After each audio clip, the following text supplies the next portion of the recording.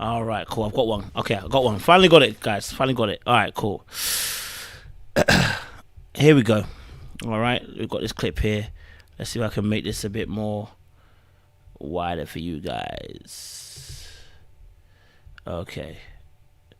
There we go. Okay. So this part here, yeah. So this part here, this clip here, this is where she was talking to Cornelius, right? And I just want you to pay attention to the language. Okay, the language is what causes people to feel some type of way, right? Let's just have a look at what she actually says. Let's have a look at what she says. You feel me? Like this. So, do you want to just have a life partner, or do you want a wife? It's really yes or no. I think they're interchangeable. I mean, some people don't even believe in marriage. What do you want, though?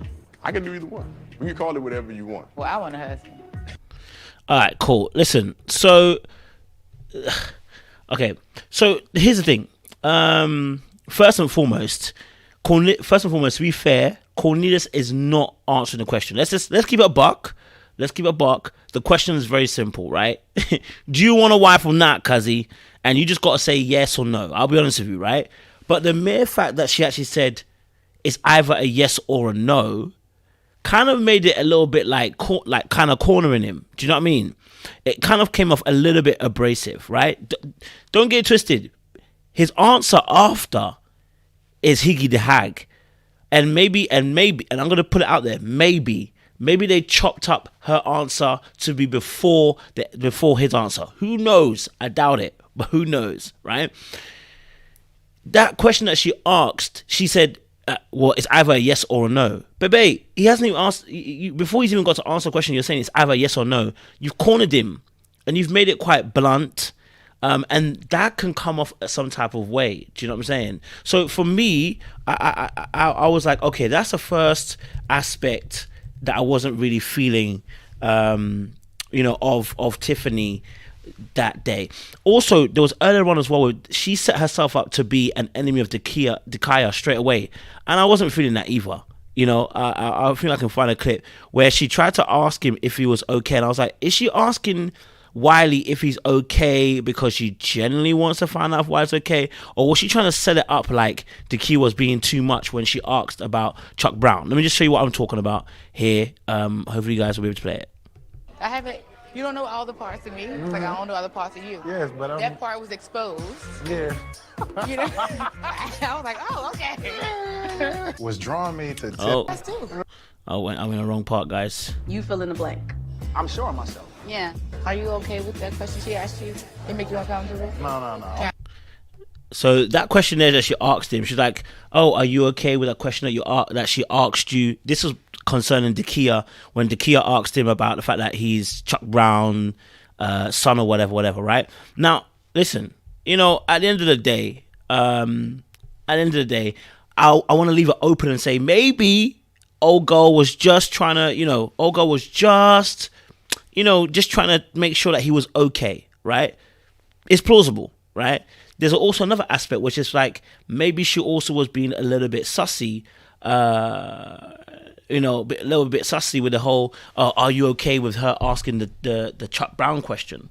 You know what I mean? So I was at that point, I was like, are you trying to set yourself up as an enemy of Dakia already? Like, baby, before this part, it gives us a little comb over with the fact that Dakia came over whilst Wiley and her were talking. I don't know if you guys remember what she was saying. Let's see if I can go-go music, get this up. but I never want to lead with that. Let's see if we can get this. I can get this up for you guys. And I gotta ask. I'm still trying to figure out why my name was called at the mixer. Maybe it's because I was focusing so much on one man. Let's see if we can get it for I know you. who my eye is. All right, cool. We're gonna play the clip here, guys. Yeah. Whoo, Chile. On, and it's Wiley. You matching my color? I see. As soon as I sat down.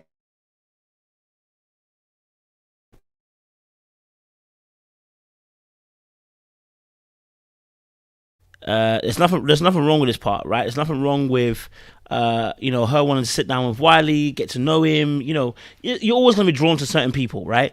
It's what happens next, right? It's what happens next that I was like, and also I'm gonna address this comment here, April. Yeah, exactly, right. If she's not a fan of the fluff, if she's not a fan of not having conversations that are not fluff, is she really saying that Wiley talks with fluff? Is she saying that Wiley just talks with fluff and doesn't have deep conversations? Because the opposite can also be said. If you're saying someone's asking too much penetrating questions and you want fluff, are you saying that potentially that Wiley talks in a fluff? I'm just saying. I'm not saying that's what it is. I'm just saying that it could be taken that way. All right, cool. Let's just play a little bit more of the clip and see what it's saying. All right. So silly. Can I join y'all? Yeah, sure. Come on, come How join us. y'all doing? How are you? And then Dakia joins us. It's not okay. I know this dude from somewhere. It started again, isn't it? It started again, isn't it? Oh, then Dakia joined. It's not okay. Like, again, she may have been being facetious or whatever, but she had, remember as well, and the point is, again, she had cornered the market with one person, Wiley. Look, anytime Tiffany had a conversation with anybody, she hasn't got on.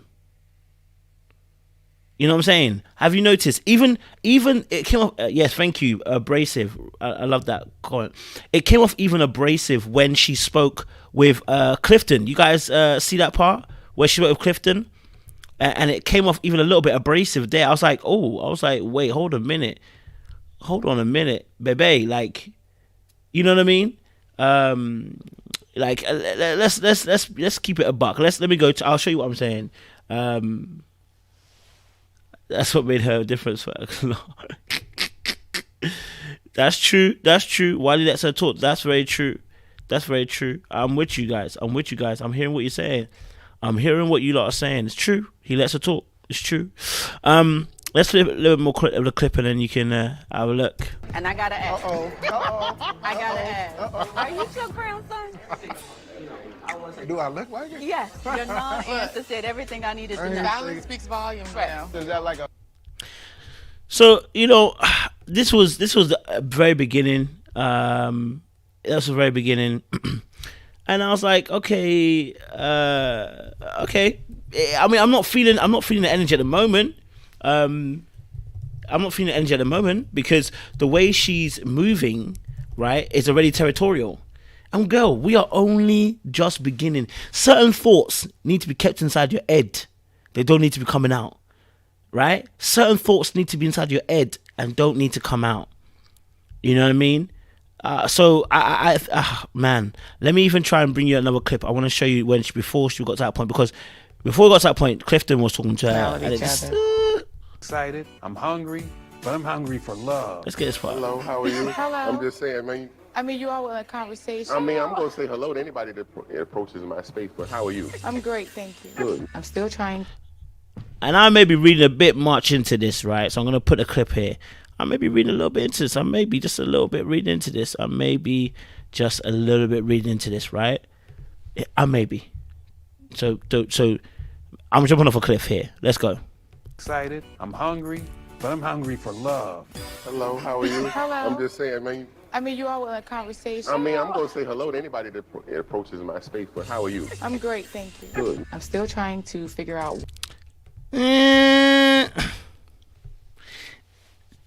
Yeah, even the look that she gave after to the camera, like,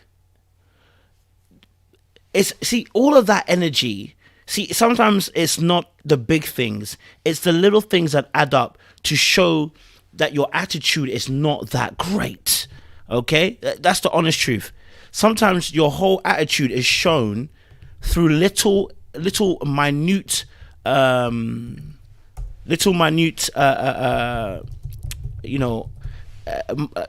of facial expressions.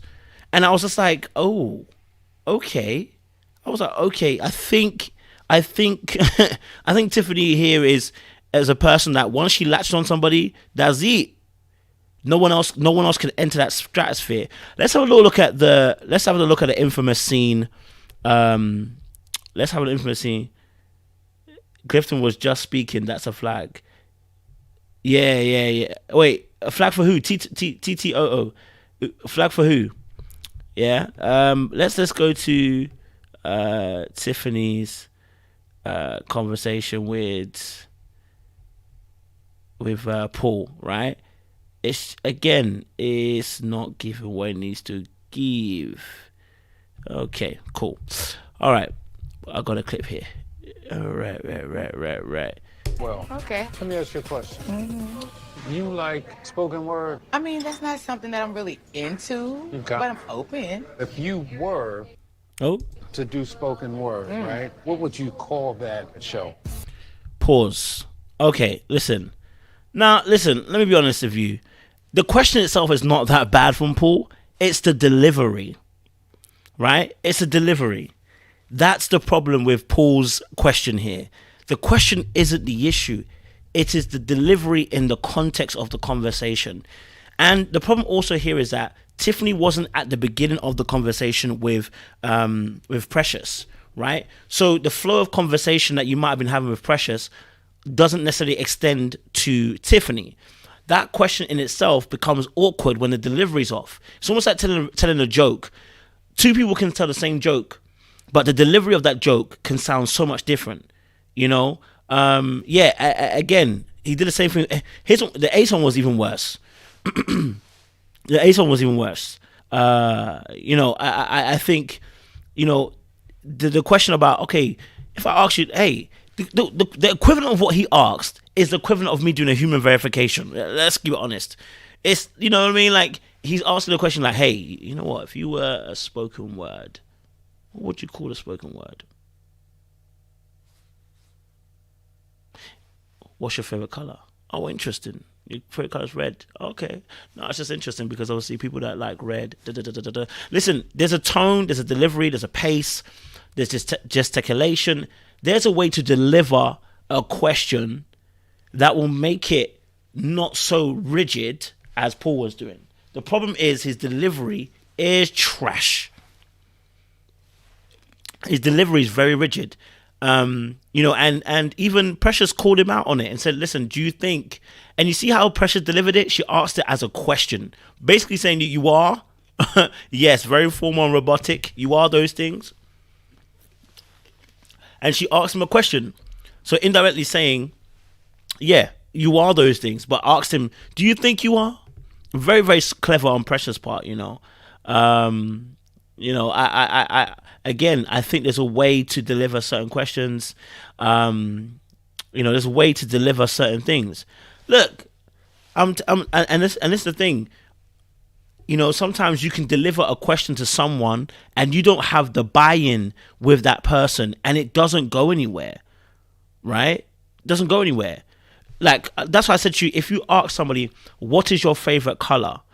Someone might say, that's arbitrary. That's very simple, very basic. Why would you ask that question? I ask that question because whatever your favorite color is, I can have a conversation about the color. I can tell you some psychology in that. We can get a little conversation flowing.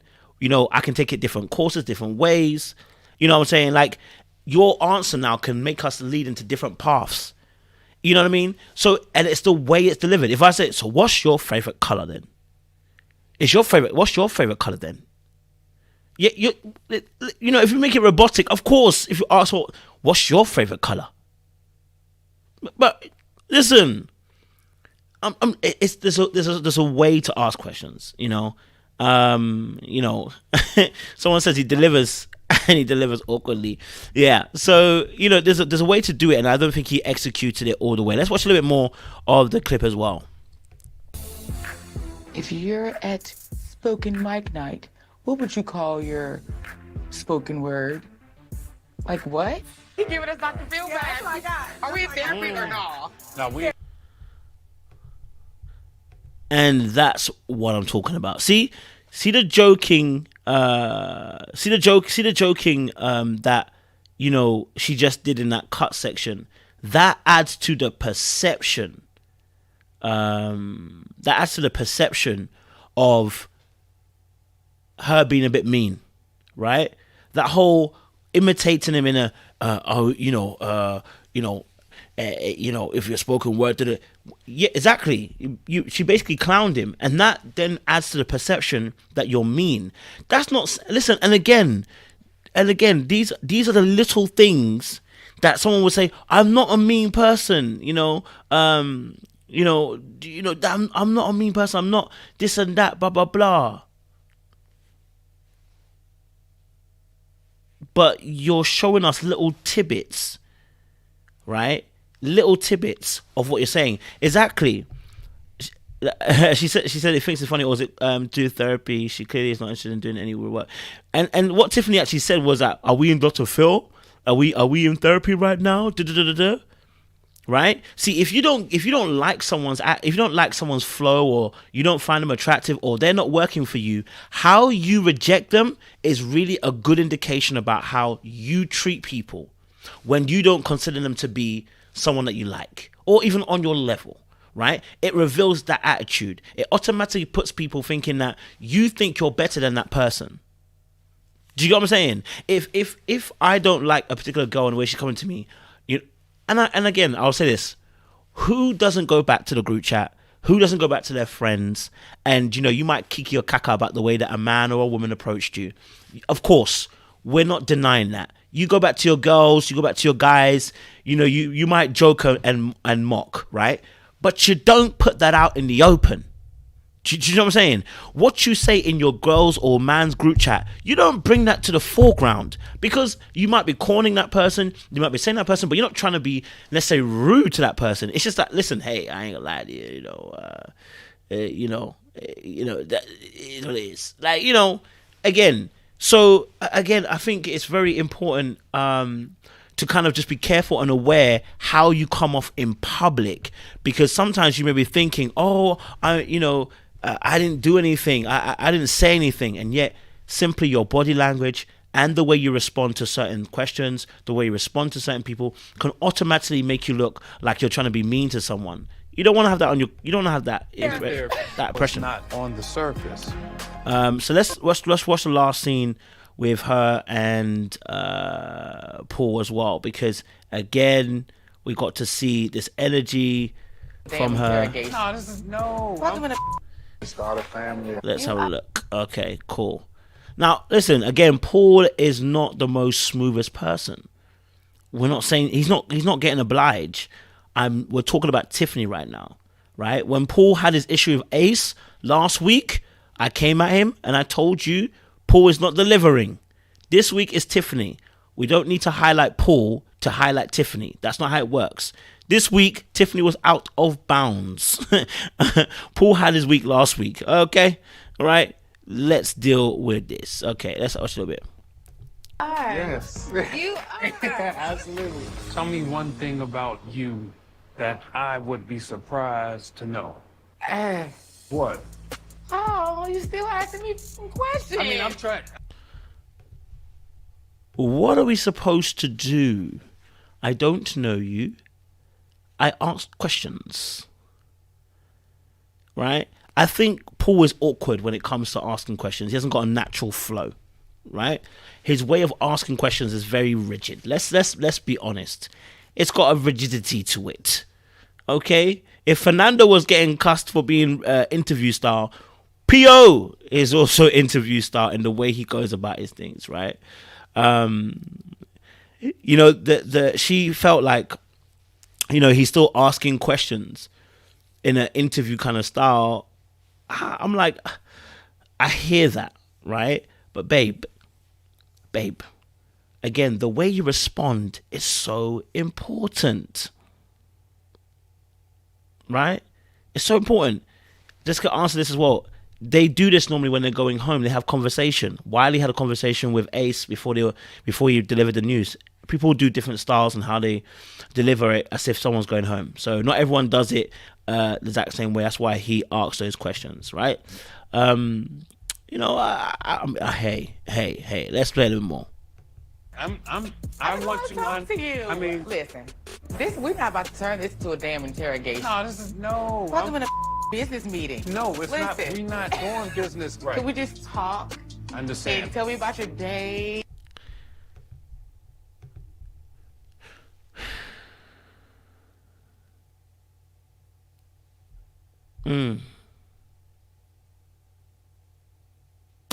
I don't know. I mean, look. Let's be honest. Now, let's be honest. Sometimes you can ask questions that are too penetrating, right? Because you can, if you're dealing with somebody who's got a very high guard, you can ask questions that are too penetrating. For instance, what he asked, right, might be a little bit too penetrating, right? In terms of the fact that she may want a more conversational style in the way she wants to happen, right? So this is less about maybe PO being even rigid and more about the fact that she may want a conversational style in the way that she's having this conversation with PO, right? I totally get it. For instance, sometimes when I ask a question to some people, I think I told these guys before. I said I was talking to a girl before, and the way I was asking questions, when she was like, the way she answered at first was cool, and then afterwards she was like, yo, I feel this is like, you're kind of like going a bit too deep. The way you're asking questions is a bit too deep. And I realized, oh, I'm going into like therapy mode. So when I'm asking a question, I start realizing, whoa, I didn't realize I was doing that. Because I'm just so used to being in a position of asking questions, and I usually ask questions to elicit feelings, that this particular person, their particular guard, wasn't in the way. They didn't take my conversation and my arsenal of questions as asking questions. They took it as I'm trying to penetrate and trying to get too deep into their mind. You know what I'm saying? When they don't know me like that and they don't trust me just like that. Do you know what I'm saying? So sometimes you can be asking questions thinking you're asking, oh, I'm just trying to, I'm trying to get to know you. But again, depending on who you're talking to, and being aware that, the context of the conversation. And again, not everyone is going to rope with your style. Do you know what I'm saying? Not everybody is going to rope with your style. And also, some people just don't like you. Some people just don't like you. And no matter how you ask the question, they don't care. Okay? Like, they're going to complain about everything. But I think in this particular case, it may be that, she said she wants a conversational style. And unfortunately, PO just didn't have the kind of conversational style that she would particularly like. You know what I'm saying? So, one has to kind of look at themselves and ask the question, can I improve? Can I, use a different way? Can I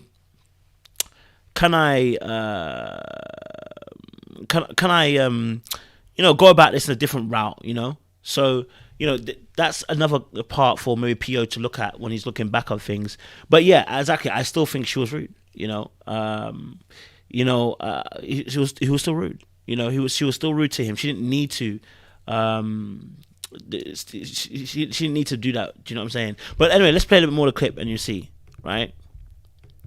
Yeah, but you want to travel. What country you want to go to, Paul? Do you have a passport? Where you been, Paul? Yeah, but to me, see what I'm saying? To me, that's fluff, right? Yes, that's what I prefer. So okay, so this is really important. Actually, it's actually really important. She actually has a good point here, but just like he doesn't deliver things very well, she's not delivering very well right now.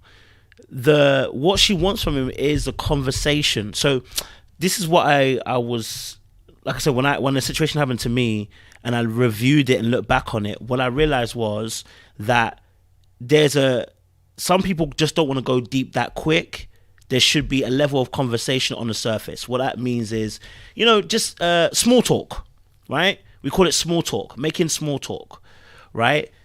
Asking some small questions here and there, like what do you like, nothing heavy setting, right? Things that are not going to expose you, things that are not going to make you so vulnerable, things that when you release it, you have to think, wow, like I've released some information to somebody that I don't really know. Like, you know what I'm saying? Like, there is an aspect of that small talk that's needed. Because he's not delivering that small talk, it's an aspect to work on. It's going to be an aspect to work on there. And so she has a point there. It's just the way she delivered the information. Oh, girl, you delivered the information right. Now, if you remember the first episode, Tori was trying to ask her questions too. He wasn't awkward in asking questions. He was asking questions, and she was closing up like a clam. He was closing up like a clam. And he said, do you know what? She's pretty though. And I said, yeah, she's getting away with it because she's pretty. But when we saw that aspect with her and Tori having a conversation, she closed up like a clam. So any kind of questioning towards her maybe makes her feel like she's not in control. Maybe it makes her feel like she's not leading the proceedings, and therefore she might, some people are not comfortable with being led in conversation like that. Do you know what I'm saying? Hey, who knows exactly, because there's not enough information to make strong deductions, but most certainly we've seen the same thing with Tory. But Paul definitely was rigid in this aspect. Okay, last clip, part of this clip. Yeah, I know that, but we're in a different process, Tiffany, right? Lord Jesus. Oh, Let me get my powder. Look, take a drink. So, All right, cool. So I want to get to the part where she decided to get annoyed when she was getting kicked off. Again, attitude is always an issue for people. Attitude is always an issue for people. Let me just message this. I can see you guys. Fantastic. All right, cool. Let's look at her exit as well. Okay. me and some of the fellas had got to the point where we like, you want to get to the more exit her, of hers, please, or do we want to let her go? Hold on, copyright's going to be getting my ass if I don't get off there. Copyright will be shutting everything down. But again, I think this is really also an interesting kind of comparison. You got Ace, and you got Ace, and you also got Tiffany, and the way that they handle these conversations. Now, of course, Ace didn't get the information of she's going to be leaving, but and second of all, I don't know why Wiley got up to be that close. I don't know. I felt a little bit uncomfortable for old girl. Like, he really closed the space, but that just maybe me. But you know, again, the situation with Tiffany, how she leaves, is so important to, again, how people view you and how people are gonna speak about you, because this attitude. I think there's a quote that says, "People won't remember necessarily what you did, but how you made them feel," kind of thing, right? Let's play the clip. We all came to a consensus that you're not ready to love. Who's not ready to love? You. Did I just get sent the home? Let me give you a hug. I don't want to. You don't want to? Do you know what? This reminded me of Chrysanthemum. She did the exact same thing. When she was getting sent home, and I can't remember who was sending her home, said, "Let me give you a hug." She's like, "Don't touch me. I don't want to be hugged." It's the same thing. It's like, listen, being gracious, being gracious in the way that you take defeat, people will remember that. Everybody remembers maybe someone in school who was a sore loser. Hey, it's not pretty.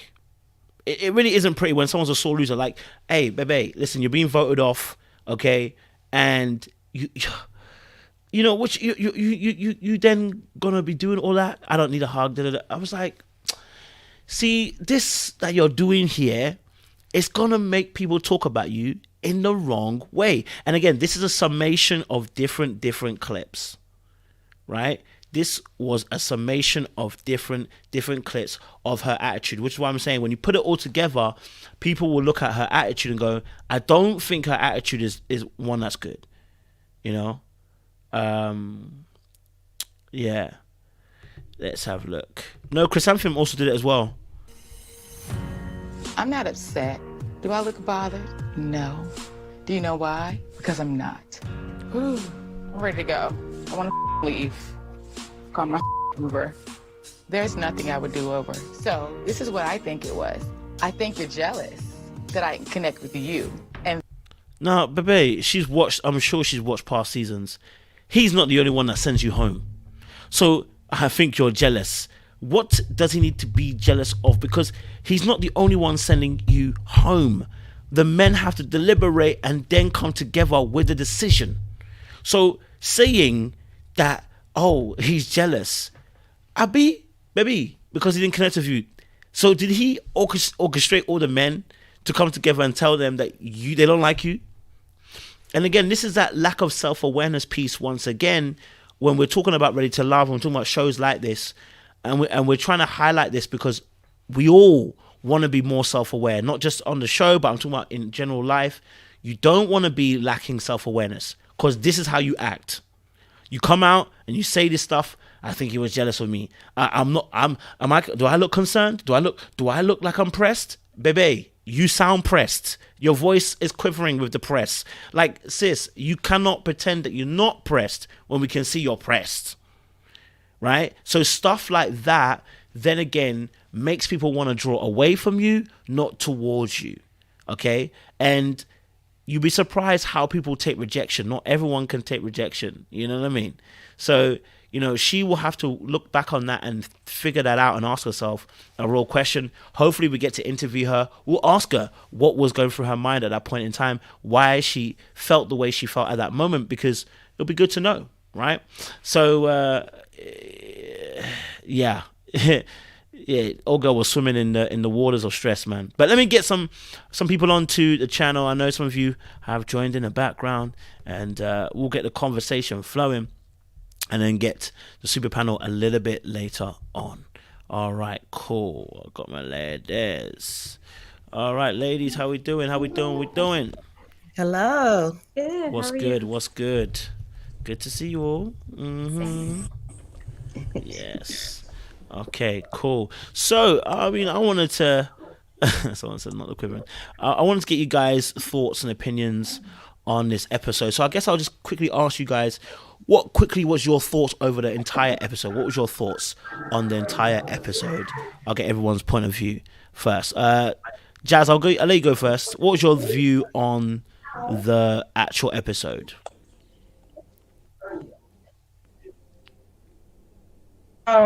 Good evening, everyone. So Evening. I just watched the episode and I thought it was interesting. There was a lot of sex talk, like, and I know like everyone's grown and everything, but I don't think, especially as women, we come off leading with that, and men pick up on that instantly, right? Because they either test your boundaries with, you know, a person, you know, how low they are or anything like that. I remember when P.O., when he had that interaction with Precious, she asked, I like it. And he said, I think you like it rough. He's like, I'm just saying it. To me, that that came off like he already put her in a category and then she just put the last nail in the coffin. Like that was too much. And we already know Precious very forward. I think she leads with her masculine energy. I think she means well, but she just doesn't know how she comes off. So overall, this episode, I love the dynamic between Joy and Clifton. I love that it's like a dance between them. Like no one's doing too much. He's very vocal and expressed how he feels about her and said verbatim, he said, I missed you today. And she was like, oh, you missed me? Like, I just love their back and forth. It's very cute. And I love that Joy, she makes him feel safe and she's very attentive. She's very thoughtful. Like she passed him the drink without him asking. It's just small things, you know, like she's not doing too much. That's just simply how she is.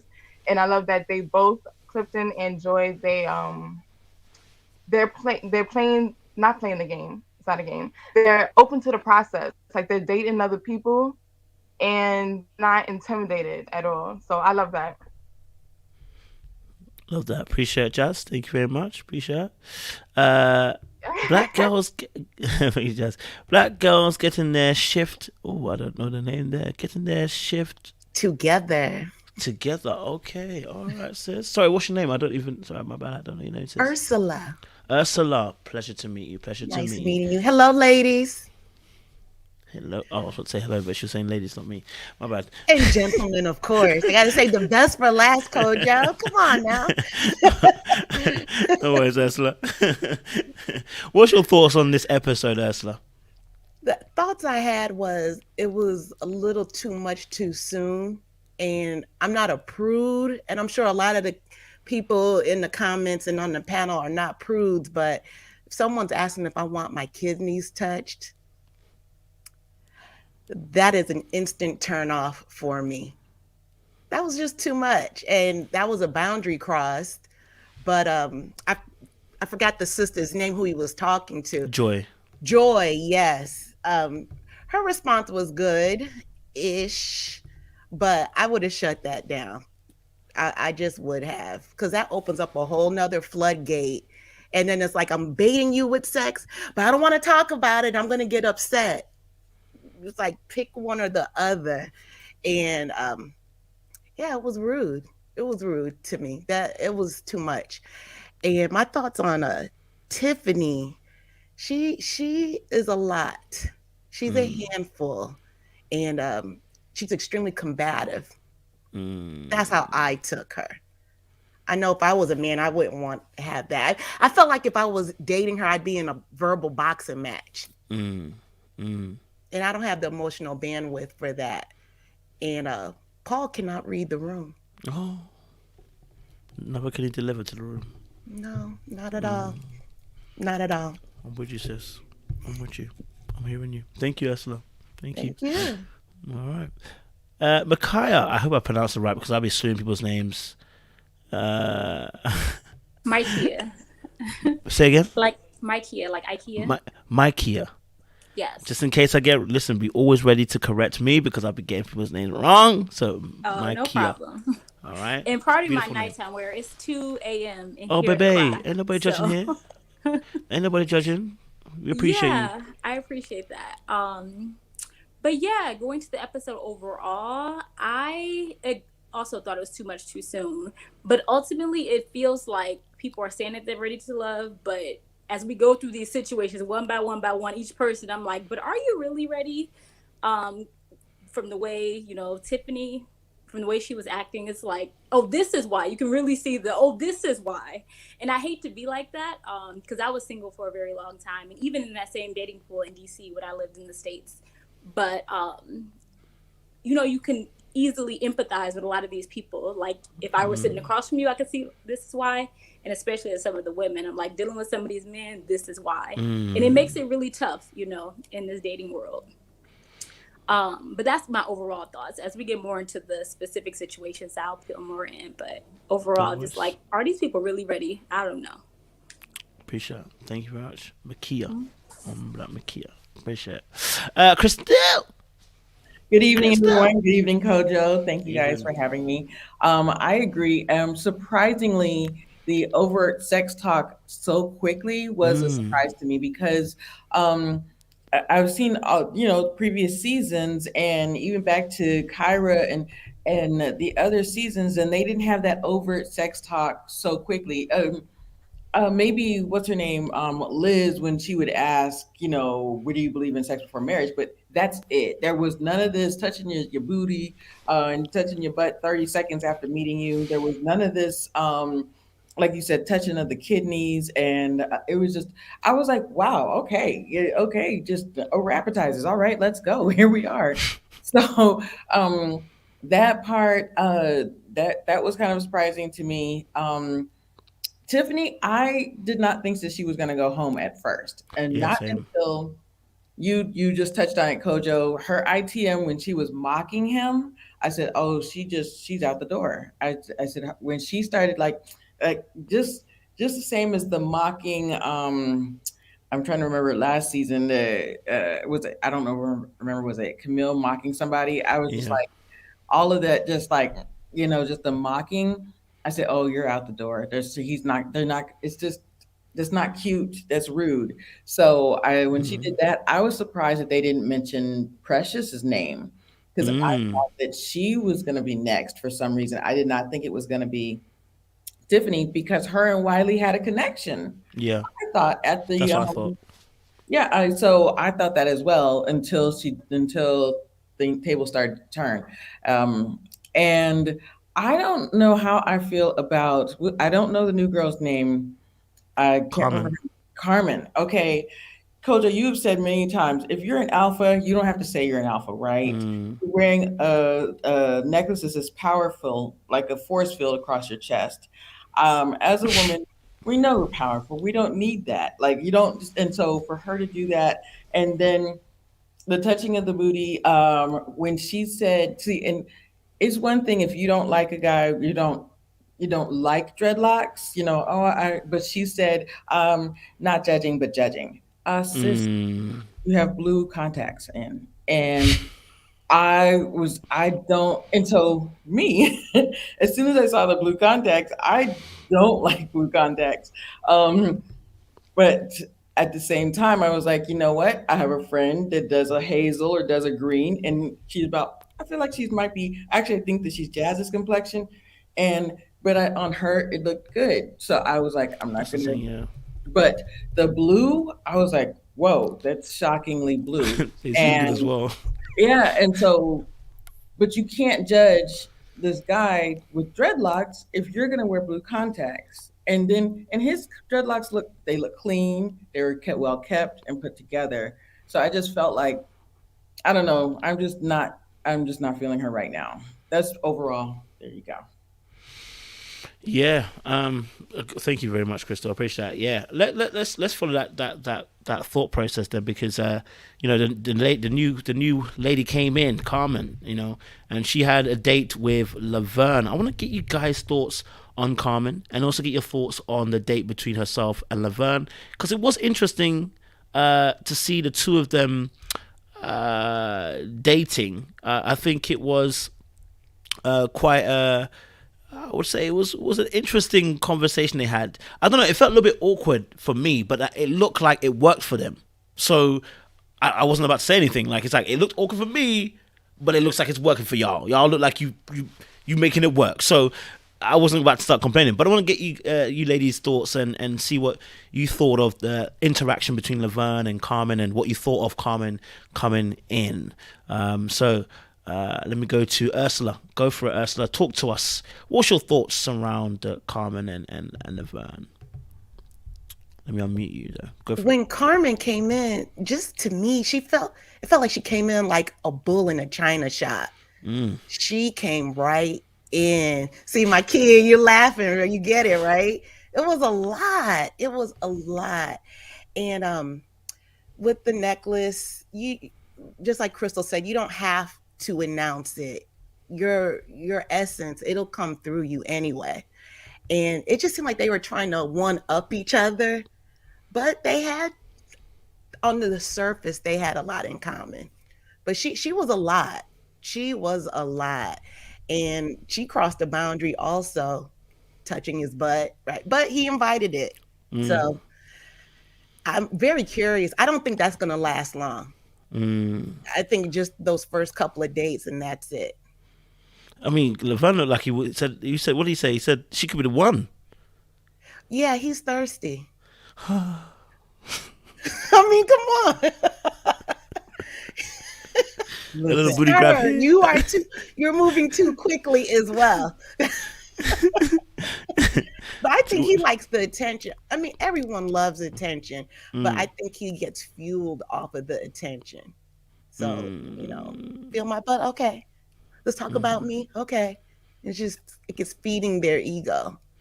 But they vibed off of it. So Yeah. what works that's what for them? I'm with you. In fact, I'll play a little clip of the little session here where they grabbed the little booty. Why should I deny him that pleasure? So, where you from? I'm Northern Virginia. Northern Virginia? Like Ashburn area. And then I went into the military. I'm prior Air Force. Get the hell out of here. All right, so just a little, if you haven't remember watching it, that was a little bit of their date, Laverne and Carmen. Jazz, what was your thoughts around Carmen and Laverne? Oh, so I have to mute you. Go for it. Awesome. All right. I was taking notes the whole time watching Carmen, right? She's a beautiful girl. I didn't even see the necklace. Like, I saw that it was there, but I didn't read it. So when y'all told me that, I'm like, wow, yeah, that was like a bold statement. She is definitely an alpha female, but she didn't say that. He said it. He picked up on it. Laverne picked up on it. And like y'all said, it seemed like they seemed to vibe. And I thought that Laverne was an alpha male. But the fact that he knows that she's an alpha female, knowing feminine and masculine energy has to complement each other. By default, if she's an alpha female and you're okay with that and you're vibing with her, what does that make you, sir? Okay, that's that. She's very forward and she over sexualized things. I'm trying to remember exactly what a quote she said. If y'all remember, let me know. But she said something to Laverne, and it was sexual, and it was their first meeting. Okay, so that says a lot. And then also she to Clifton, she said, oh, she had Clifton hold her hair. That was, ma'am, for real? All right. And then she said, she said she wanted him to hold her hair because she wanted him to know that it's real. All hair is real. It doesn't belong to you, but it's real. Like, he don't know the difference. And that's not what went through his mind. And that's not what we saw. Hold my hair? Seriously? All right. So, yeah, she knows what she wants. That's okay. Gives her that. She's definitely an alpha female. She's very forward. I think her and Precious would either be best friends or bump heads because that's that competitiveness. I picked up when she had the interaction with Laverne, and she said, "Oh, are we in competition?" Automatically, I'm like, okay, she's an alpha female. No one says that. Like a feminine woman, we don't do that. And he was like, oh no, I'm competitive too. So, but they seem to vibe. So if it works for them, like you said, if it works for them, it works for them. But she's definitely forward, sexual, alpha Hey, Tommy female, nailed and it. just I leave usually with don't that. do Yeah. blind dates. So I popped a cherry. Oh yeah, you definitely popped my cherry. Definitely hear you on that. Yeah, I did take note of the comment about the gymming. I actually saw that I actually saw that as Laverne being a problem because she was stating she was first to state. So she said, "Oh, I'll go to gym 5 days a week," and he said, "I go to gym 6 times a week." It almost felt like he was trying to trump her. I was like, "Bruh, calm down, sir. She only telling you how many times you go to the gym. You just met this woman, and you want to." It felt like he was trying to trump her, but it could be that, like you were saying, it's his competitive nature, and again, that's why I think Laverne is an acquired taste. There are a pool of women that can handle that kind of energy, that he brings to the table. So yeah, I'm hearing what you're saying, Jazz. Hearing what you're saying. I appreciate it. Okay, Makia, if I can get your thoughts. Yes. So I think they both like attention. I think that they're competing for attention and even each other's attention, which shouldn't be bad in a dating scenario. But this is what made it awkward to me. It felt like they were just like trying to get each other's attention more and more and more. And if you remember before, Laverne said that, I think it was in the casting special, the first one, he was like, I've never had someone love me for me. And like, I could see why. Like, if this is how you show up, if this is what you do, it's like they both have their representatives there, which we all do at a certain extent, have our representative. But this is like, okay, you're never really going to get anywhere if it's this and this. Because he's already expressed such strong, admiration for Ace. And he just putting it on too much. Anybody, if it's like a little bit of like, he's putting too much dip on his chip. Like, it's just too much. You need to calm down. So yeah, I can see them both kind of reflecting each other in that way, and I feel like that's what it makes. I love my big sisters. What kind of curve? Oh nah, you are hourglass. Oh goodness gracious. Yeah. Laverne. Yeah. I'm hearing you. I'll play a little bit more of the clip and then let Crystal go. It's very we've proud of already his played this part, so don't Botox. just this. It's vibing right now, so I you know, kind of throwing me airborne. I off. can't. I'm still on that one. Okay, so big question. Mm-hmm. Do you have kids? Yes, I got 2 daughters. Been divorced for almost 10 years now. Why? I didn't know that he was like. I didn't know he was divorced with 2 kids at first until this episode. Obviously, it's only the 2nd episode, but I didn't know. But Crystal, what was your thoughts in regards to? With Carmen, I don't know. Does she know the difference between being forceful and dating with intention? Like, she is very much. She said, like Makia just said, I don't know anybody that's gonna love me for me. And absolutely, girl, get make your money, be out there, be a boss. But at the same time, you have to know when to. We have to know when to navigate these waters, especially with somebody. Well, like. With the different cast that we have. I don't know about with Laverne, he loves everybody. But I do think the how she was speaking and did not mind touching his butt. Just everything that she was saying, just the avert. But I do hear what you're saying that a lot of it could have been a little bit of it was this competition between the 2 of them. But I do want to go to what Jazz was saying about the grab my hair. I want to let them know that it's real. Girl, but you're still sitting here with blue contacts and cutting somebody else down with dreadlocks. Like, you just pull back a little bit and just get to know these guys. And maybe her personality walks in before her. So I think she's beautiful, beautiful woman. I think that she's got a lot going for her. I do think that All of it. we're not seeing All of it. That, yeah. Okay. I really didn't forget my clip. I needed him home. I think that's weird too. Why would my hair is real too. Why would I have somebody hold my hair to let them know? Like, what does it matter? Like Jazz said, I could have some hair that's in the drawer or the receipt. Why do you? So, I honestly, Clifton is not the type of guy that care about that. So you find out what these guys are interested in before you just do these overt type of stuff. Hey, Ursula, you want to say something? Go for it. Oh yes, unmute yourself. Sorry, you're muted. Sorry. And for her to announce that, I really don't think men really care that it's her hair or not. When I let my hair down, this is all my hair.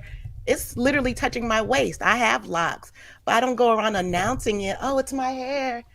It's just, go with the flow with it. She was just doing a lot. She was doing a lot. Yeah, I mean, to be honest, I'm with you ladies on Carmen. I think the hair comment was a bit. That was my kind of like, whoa, like what's going on here? Like, what you trying to do, sis? Like, most of us brothers can't even tell what's real or fake. So, you really banking on the fact that this brother knows real versus fake. Like, do you know what I mean? So I think it was more of a. Again, it might be showing that she might have a catty behavior about herself, that she is already going to set herself as competition against the ladies. And I just don't think it needs to go to that level. You know what I mean? The competition is not like, oh, who made the best man win. This is like you kind of using your hair or features to kind of be like, I know I'm better than this person. It's just not a way to go. And like I said, I think someone said it. Clifton is not the guy that really cares about that stuff. So you're gonna waste your energy with that. He's doesn't care about that. Plus, she kind of gave him a bit of shade anyway. She was saying when he was trying to talk about how he was divorced and he had spent 2 years kind of chilling and recuperating, she kind of gave him a look like, why? So I don't know. Maybe we'll see more of her overconfidence come through as the weeks go on. In fact, I've got a little bit of a clip here. You will see it here. On my hair. I want him to touch because it's real. And there ain't too many women on here with real hair. Yeah! Yeah, that's not pretty. So, yeah. Just a little bit more about Laverne. I want to ask you guys. Laverne's energy, he was, because he was bigging up Ace, saying, Ace is the peace and she's the Michelle Obama, she's this, she's that, she's this. I don't know if they didn't show his dates with Ace or whatever, or he can't get a date with Ace or whatever. But I was thinking to myself, all this talk and we haven't seen you with Ace. Why are you so adamant on, bigging, her up so much? I wasn't sure, but I kind of want to get a bit more kind of your angle on Laverne a little bit more, because obviously he's been there since the beginning. What your kind of take is on Laverne at the moment? Is it confidence, or is it arrogance, or is it too early to say as of yet what we feel about Laverne's kind of energy at the moment? I want to see what you ladies are saying. I got Corey in the background there. False confidence. Oh, false confidence, Ursula. What do you mean by that? A little too much bravado. It is still a little early, but initially it just comes off as false confidence.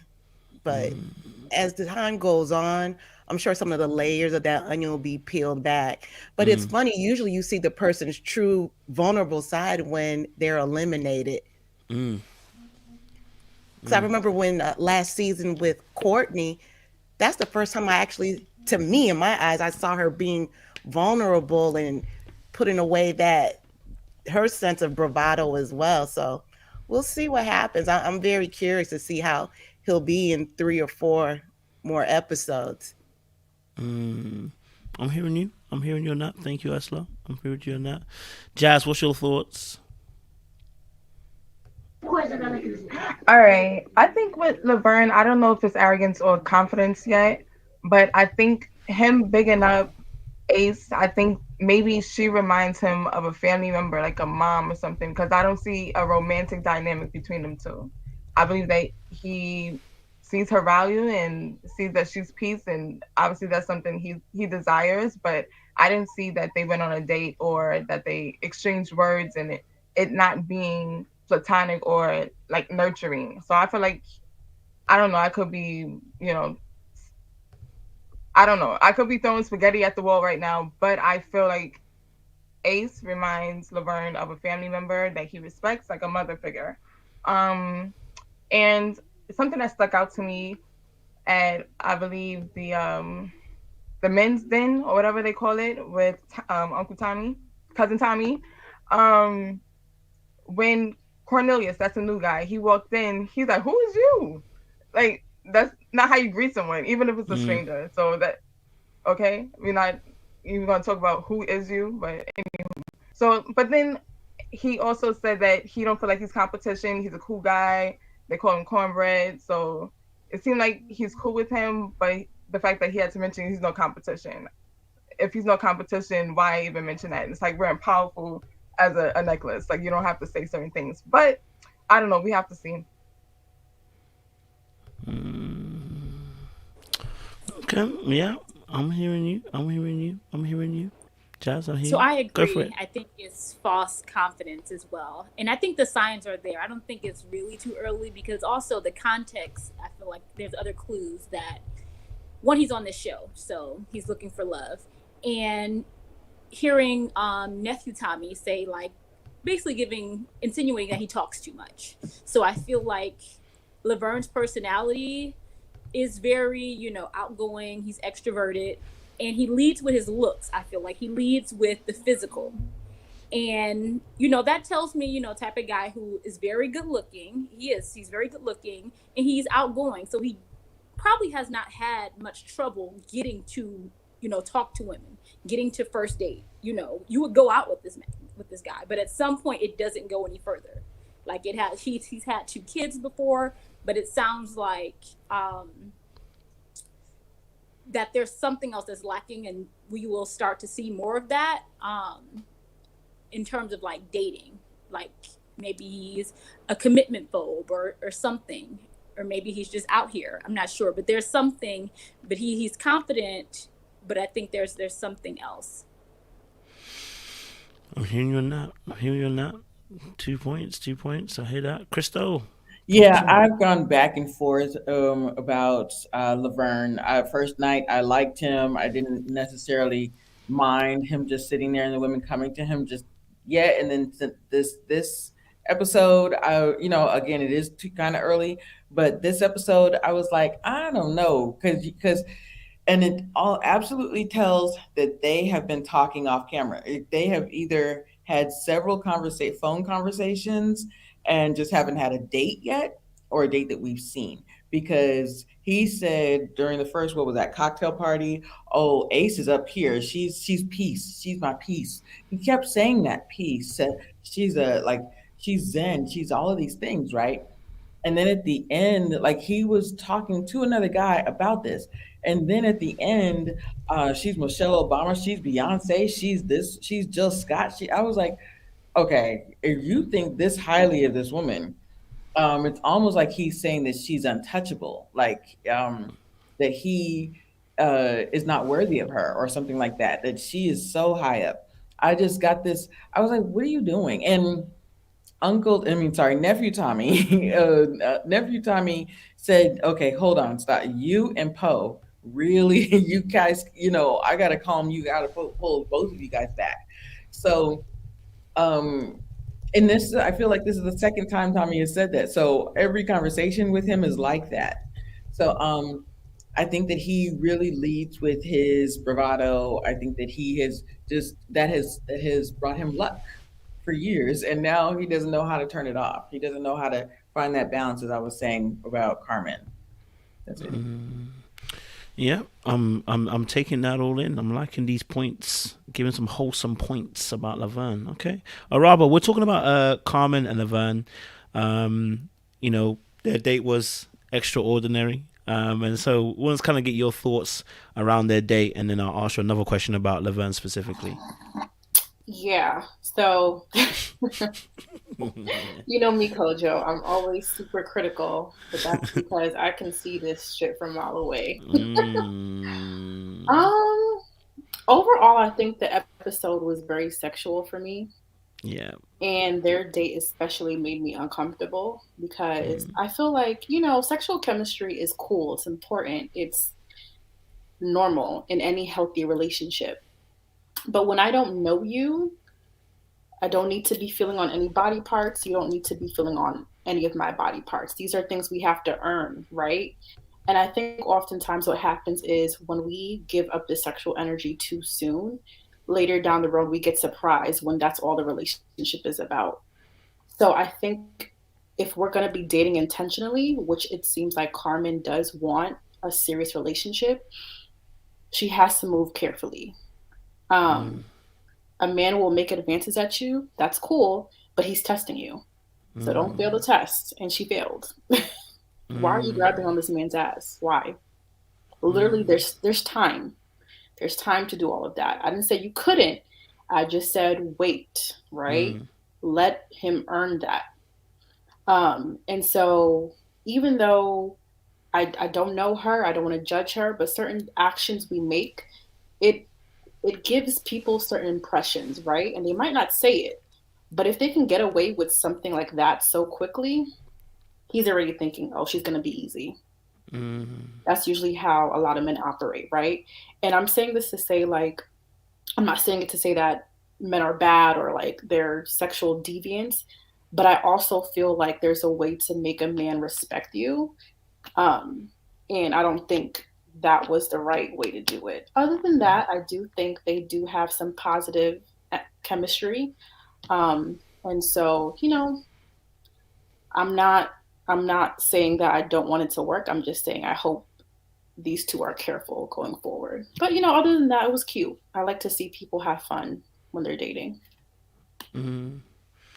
Definitely hear you on that. I think a lot of times when you're out, like if a guy really likes you, you know what I mean? You know, we tend to hold back a little bit, you know, on every behavior that could be seen as a negative, right? If it's taken out of context too soon, right? So, you know, like if I first meet you, I'm really not trying to break your personal space so quickly. You know what I mean? Because I'm not sure how you're going to respond. I'm not sure how you're going to receive it. You know, you tend to try and gauge the energy of the individual person, right? And I think as well, when you're trying to be serious about maybe where you're going with that person, and it's not all the time, but I think majority of the time, even with us guys, we do it. Like, you kind of pull back a little bit. You don't rush in the head first with all that energy, the sexual energy, right? And the reason why is because oftentimes many of us men probably have a history of doing that anyway, and more than likely it doesn't usually work out, or we just wanted to have sex in the first place. So what we're trying to do, we're trying to change it. So we actually try to do the complete opposite, so that for ourselves mentally it's like, oh, I'm doing something different. Do you know what I mean?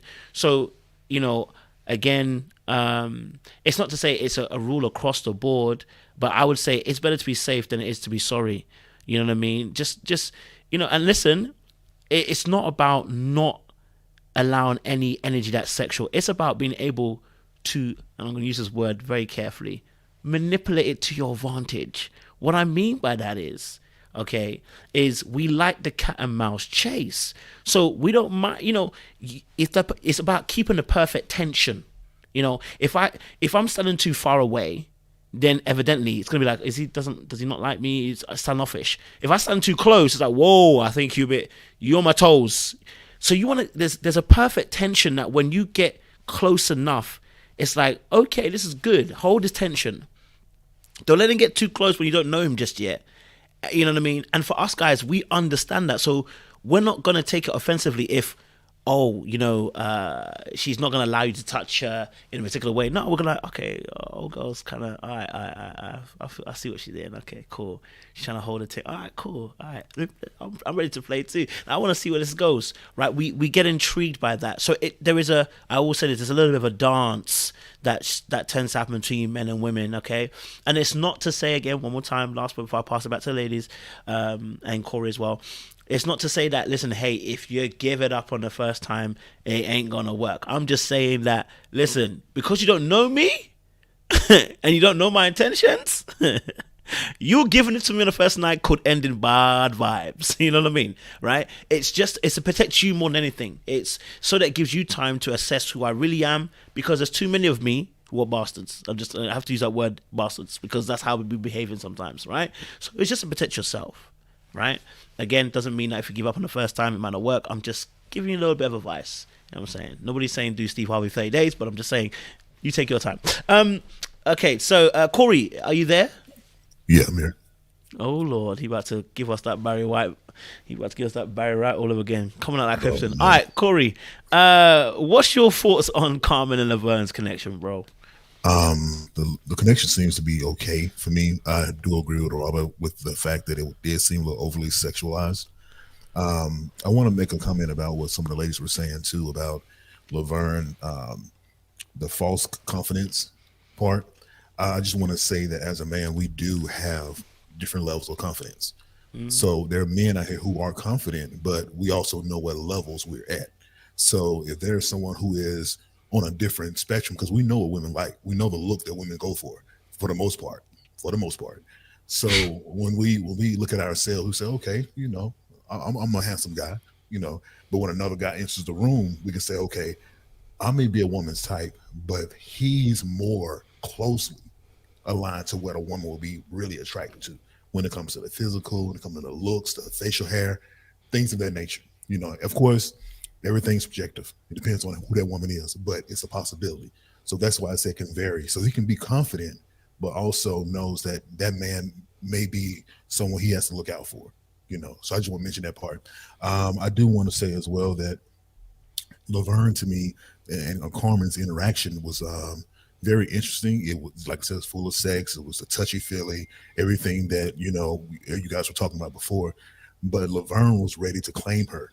When it was in the gentleman's, he was ready. And I'm like, for one date? And sometimes I think that's the issue, that we move too fast. We hear one or two clicks that makes sense. Oh, we got this in common.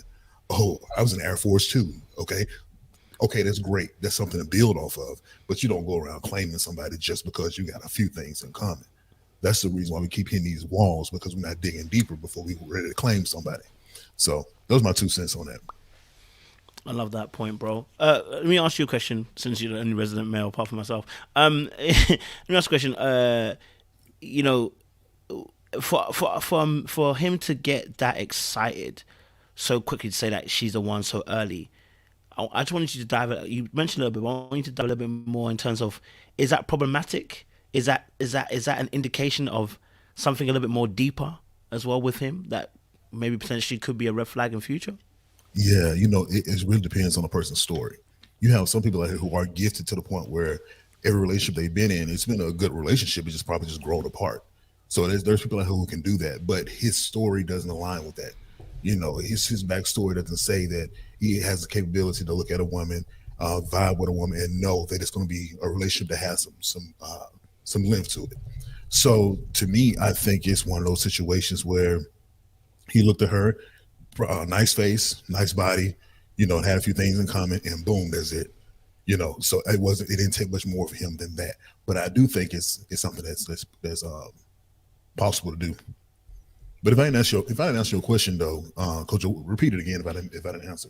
No, yeah. I was just kind of seeing, because I wanted to see if because I was concerned by his immediacy to want to claim her.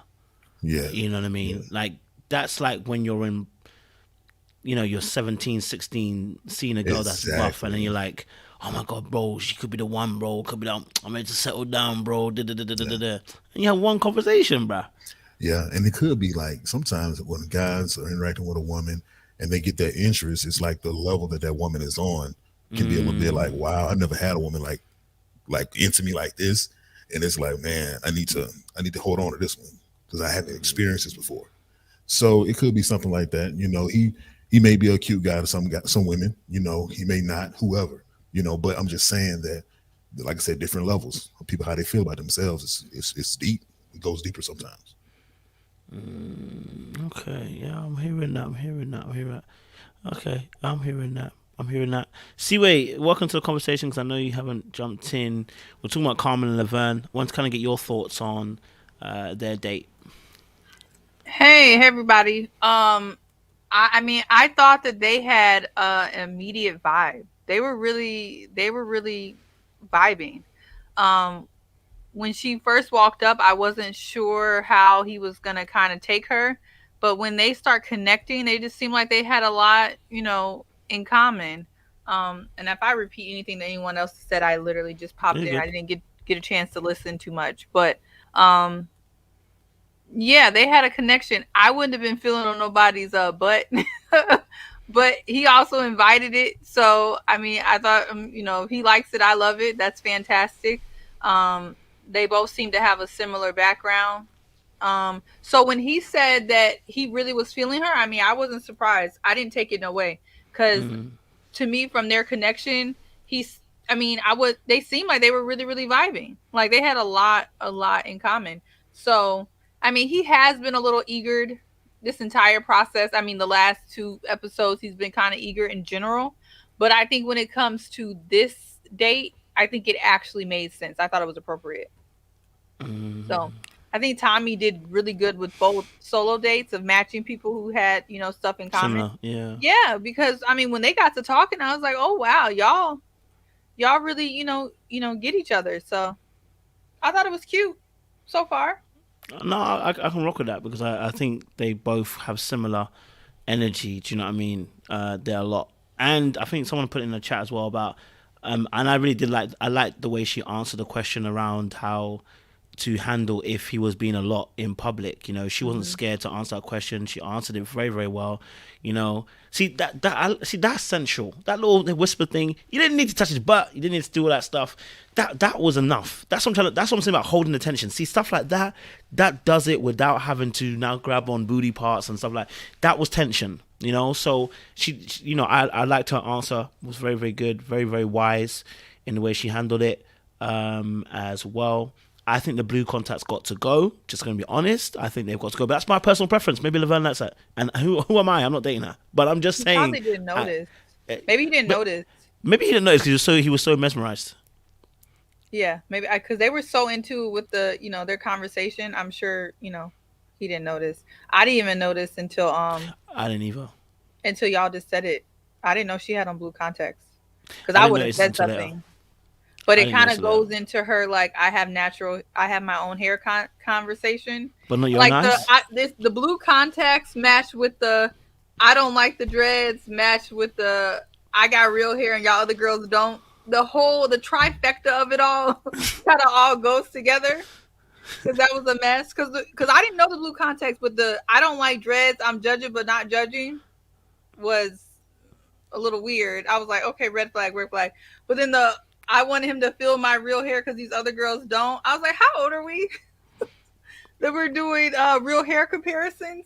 Like, it's cute to be. If you want to be bald head at 4, you can be bald head. Like, we're not at high school anymore where we're having lip checks. Like, everyone can have whatever hair length they want. Real hair, no hair, weave, wigs, dreads. Thought that was odd.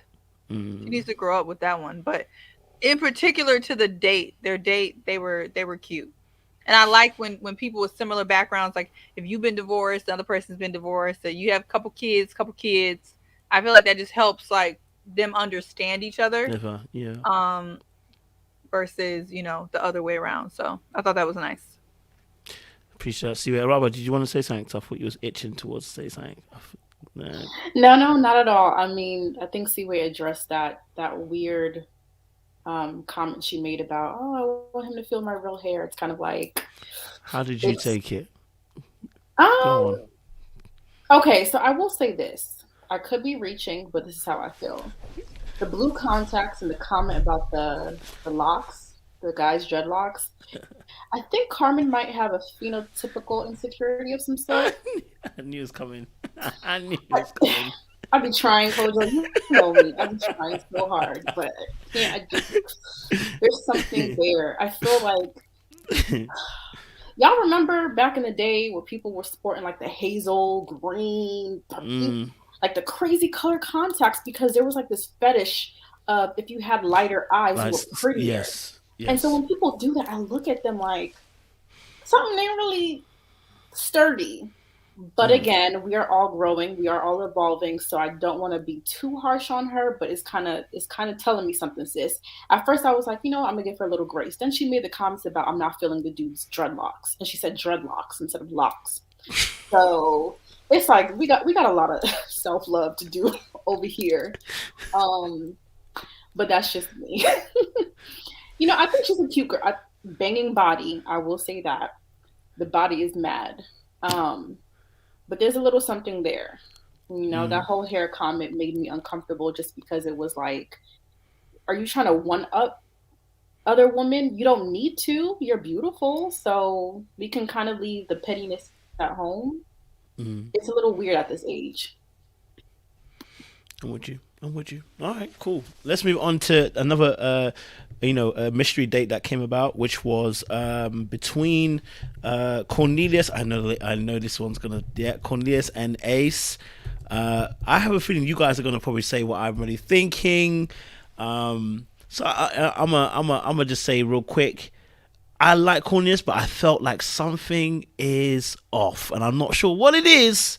But something is just slightly off, but I'm not sure what it is yet. I may be entirely wrong. Let's give him some more episodes to show who he really is. But I want to get you guys and ladies' thoughts on that as well. So let me come to Crystal. Crystal, what's your thoughts around the Cornelius and Ace date? It is so funny you say that, Kojo, because I like him. This man is a big pot of collard greens. I like me some Cornelius, but at the same time, I'm like, I don't know. There's something that's gonna unfold later on.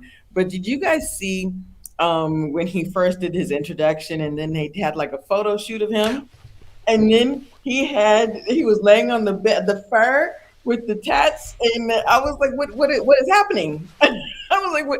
Did you really sit for this photo? Like, what? Wait, what is this? Like, did you? This was planned? And so, yes.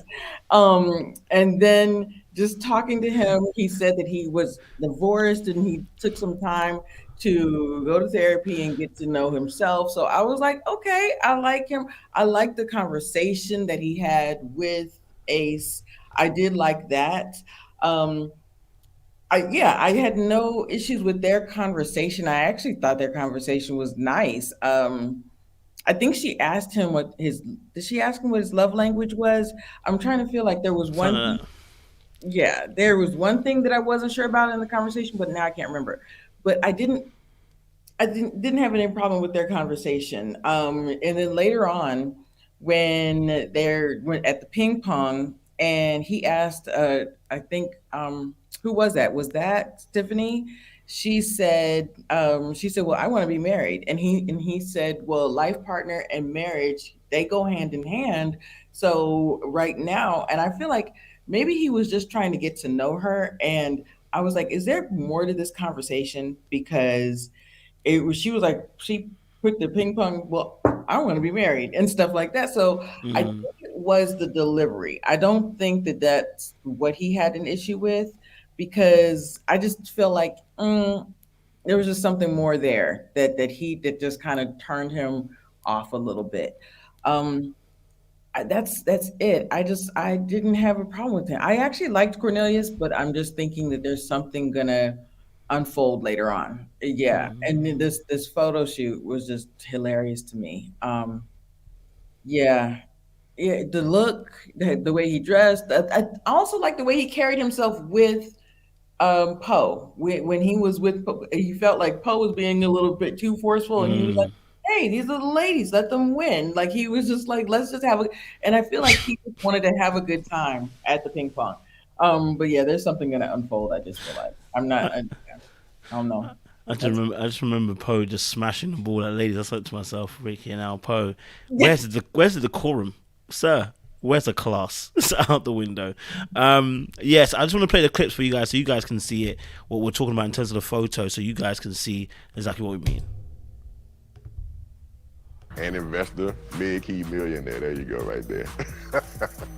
People think, you get $1 million and it's a lot of money.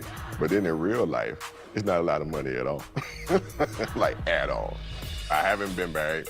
I've been close to marriage, but at that time, that wasn't where I was mentally. I don't want to get copyright, so let me get it off that. I just honestly, when I first saw it, listen, usually, you guys know me, I don't like doing the whole, it could be gay. I steer away from that, but even my one was going, I started flaring because that photo just looked off. I was just like, what's he doing? Like, why should the bed looking like that? So, I just said it's something to put out there. I'm not saying that's what he is. That wasn't necessarily what I was thinking that was off about him. I was thinking something else something else in terms of maybe how he does relationships. So yeah, I was just like a little bit, went a little bit. That's all, just, I'm not saying he is, I'm not, but it was just a little went a little bit, and it could be that I'm just crossing over some electrical lines and my radar's gone off a little bit there. Coach, Corey, what are you saying? Just real quick, because I know you're going in order. I want to make this announcement. Okay, as also a teddy bear type of guy, he does not represent all the teddy bears out there in the world. We are not out here. We are not out here bare chested, laying on soft. You're not laying on velvety. We're not laying on fur. Okay, with softness. I just want to let that be known. Let that man stand alone. It's all right.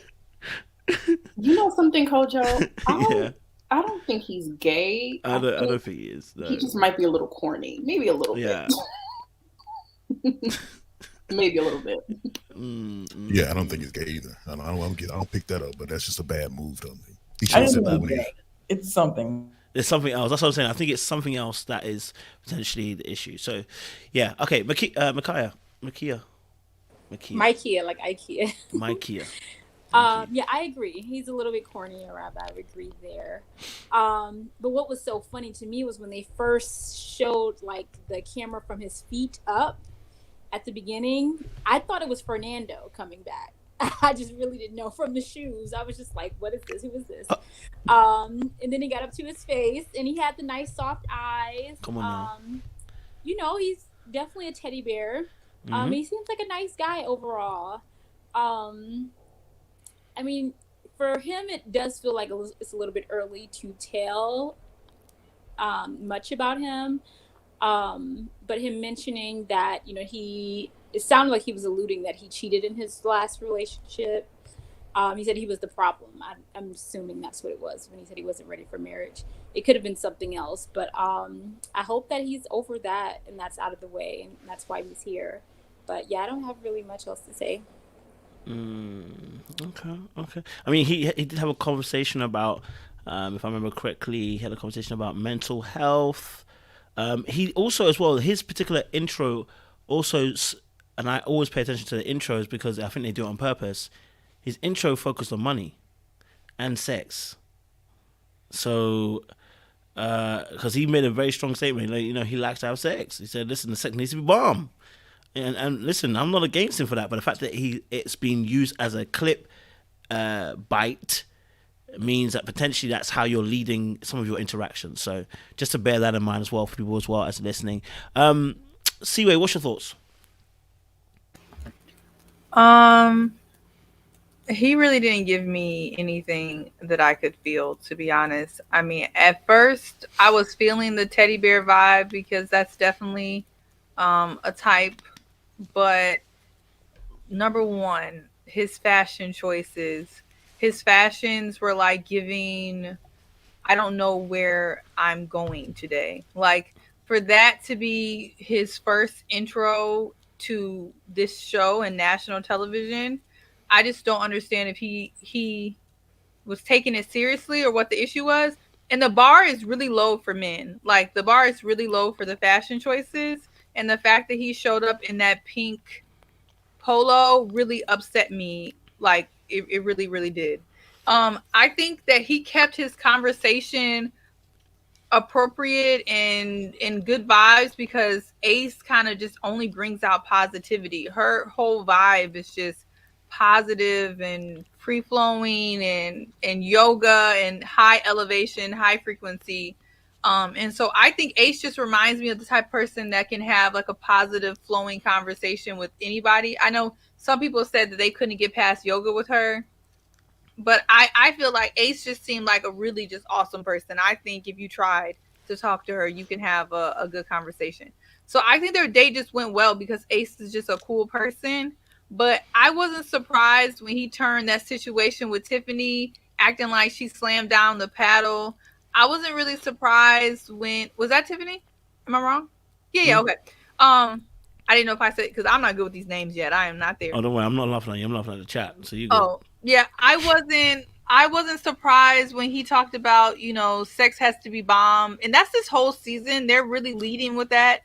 They're not leading with anything of substance. So, that's a problem. But yeah, I wasn't surprised. And then I wasn't surprised that he talking about, he's okay with a life partnership or marriage. Like they're the same thing. I mean, they're really not. So I don't know. I think he's going to be pretty surface level. That's what I have for him. Oh my God, it's not a blue hummingbird. I'm weak. But no, I wasn't a fan of his, to be honest. I think he's gonna he's gonna let us down. Well, he's not gonna let me down because I have no expectations for him. But when he showed up with that pink polo, he was canceled in my book. I better leave him alone. I think maybe it was working.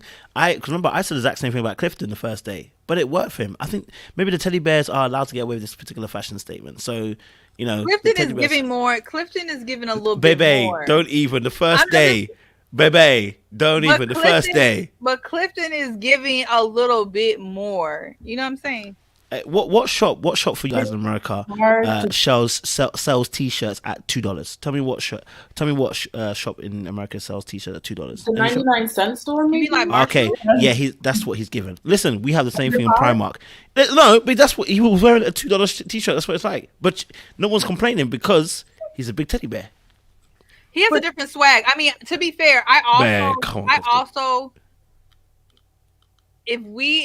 probably would have judged him off that t-shirt too, and he's actually been completely different. So I will give you that. But he also has like a different level of swag. Like Clifton is giving, like Clifton is pulling like I'm gonna pull Joy.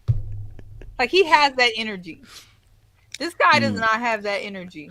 It's hard for Clifton to find suits that fit him. They have to be tailored to his teddy bear size, and that's to his teddy bear size. Mm-hmm. And he did not get that shirt from Five and Below. But it's big and tall. You tell me that's cotton. You tell me that's cotton. That's full cotton. I hear you. It's big and tall. Big and tall doesn't exist. It's cotton. That's true. Big and tall. No worries. I'm playing, by the way, guys. Okay, cool. Let me get you, Jazz. Let me get your thoughts on Cornelius and Ace. Thank you, Seaway. Oh, sorry, I've muted you. My bad. I'll keep it forgetting. Go for it. Oh no, you tell me yourself. Go for it, Jazz. Thank you kindly. All right. So with Cornelius, I didn't get the off vibe.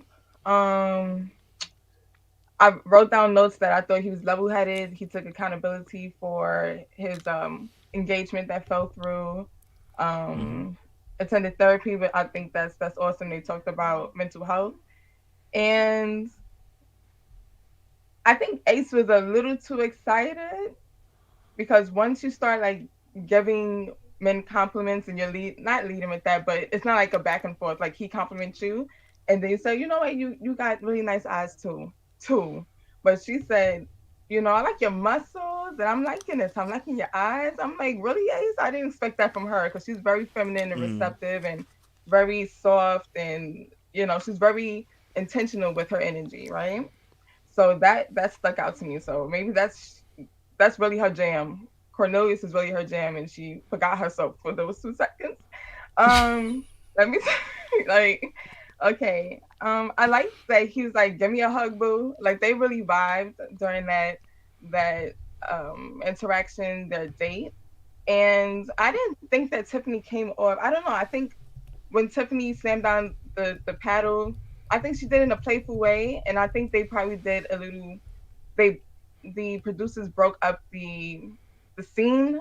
I don't know. I think she was very intentional with what she wanted. Talking about Tiffany, and he was indecisive, and I think that made him feel uncomfortable because he didn't just know how to say no. I don't want to get married. Like if that's not what you want, then just say it. I don't know what that back and forth was like. Make a decision, bro. So Cornelius overall, I don't know. I guess I'm rooting for him because why not? Nothing stuck out to me, but it's like I'm not for you. So we just have to see how that plays out. But that thing with Ace, that was different. But they vibe. So. Yeah, I agree. I didn't think Ace would have dropped that many compliments so quickly, but that clearly shows that she was feeling his vibe. I think because someone finally got the yoga understanding of, and obviously the mental health situation too. I think that helped her also maybe connect a bit quicker with Cornelius. Love that point. Ursula, what's your thoughts on Cornelius and Ace situation? Oh, you have to unmute yourself. I love the fact that he was very open and transparent about his mental health and going to therapy, especially being a melanated person. I loved it. However, he did lead with the sex and his money. So I don't know. It seemed like he has done the work or doing the work, but maybe going back to the money and the sex may have just been the default. Sometimes you just automatically go back. But I love the fact that he talked about mental health. It's a conversation that needs to be open, just to reduce the stigma.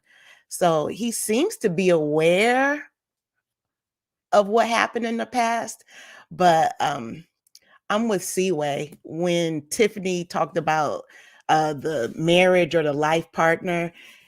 He seemed offended by that, or it took him back. And if that's not what he wants, again, just be open and say it. That's how I see it. It's just don't make it out to be her, as opposed to him not being honest that that's nothing that he wants to be. Maybe he's not ready for love. He just wants to play. And that's okay too. He just needs to be honest with it. No, I'm with you on this. He was very dodgy with that question, which was a simple question, Oh yeah, he went back like the Matrix on that. He did, and then it didn't help that Tiffany is abrasive AF. It just didn't work for me. I'm with you. All right. Thank you very much, Ursula. Araba, what's your thoughts on Cornelius and Ace?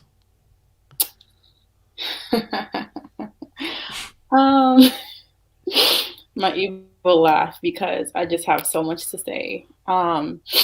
Y'all about to call me overcritical in the comments. I just know it. Cornelius is a walking red flag to me. Yeah, I'm just gonna say that. So let me start with the positives, right? Attractive guy, seems like he's doing well for himself financially. All right, now that that's over, what I will say is I noticed the first example of inconsistency when he first introduced himself and he talked about why relationships never worked for him in the past or why he wasn't marriage minded, right? He said something very specific. He was like, it was me. It was my fault. I was never in that space. But when he sat down with Ace, I caught him saying something completely different. He said he never found someone that like he gelled with or that he can see himself with. That's very different from you being the problem, right? So which one is it? Is it that you're not marriage minded or you just couldn't find someone that was compatible with you? It could be both, right? But then just say that. You didn't say it that way. Granted, it could be editing, whatever, but I caught that inconsistency and I'm just like, all right, man, I hope we're not being dishonest about why we're still single out here. And I mean, other than that, I think they had a pretty cool date, right? Good chemistry, a lot of dates, a lot of first dates are. They tend to go well. But where I really saw Cornelius's character is at that group date with Tiffany. And there's always a red flag about a man who gets uncomfortable with a woman stating her standards, right? Why is me stating my standard making you uncomfortable? And to use the word negative, I thought that was very serious and extreme. And usually people who use the word, oh, she pressured me or I feel pressure, it's because you have no intention of meeting my standards. That's why you feel pressured, or that's why this is negative. It's because you know that's not your intention and you know you're not going to rise to that occasion, right? But that's okay. I'm not for you. But don't call me negative for saying this is what I want. I don't have time to play the games, this, that, the third. Simple. So for him to say that was negative energy, why are you here? Like, if you just want to have fun, you can do that on the streets. You don't have to come on a dating show where people are trying to find love to do that. So, man, I don't know. I really don't know about Cornelius. But hey, and then another conversation that bothered me is when, what did he say? I think Tiffany brought up the whole marriage or long-term relationship. I can't really remember the verbatim, but his response was giving me, you know, those guys when you ask them, what are we? And they're like, let's just go with the flow. My brother, at this age, the flow is irregular. So we don't have time to play those games. Okay. We don't have the time. We don't have the patience to be doing that shit. Either you believe in commitment or you don't. It's not one or the other. This is not a game. We're not at the arcade. Like, you don't have choices. It's either one or the other. So he's very non-intentional for me. And I feel like that's fine, right? I want people to understand, if you want to date and have fun and sleep around, there's nothing wrong with that. But when you're in a space that is dedicated to creating something serious and long lasting, you're taking up space and you're wasting people's time. And I don't fuck with that. Sorry, excuse my language. Hope you don't get demonetized, Kojo. But you can't be in intentional spaces and then move the way you're moving. So Cornelius for me is a walking red flag. No one can change my mind until he shows me otherwise. But first episode, he's not coming in hot. He's coming in confused. Thank you, Robert.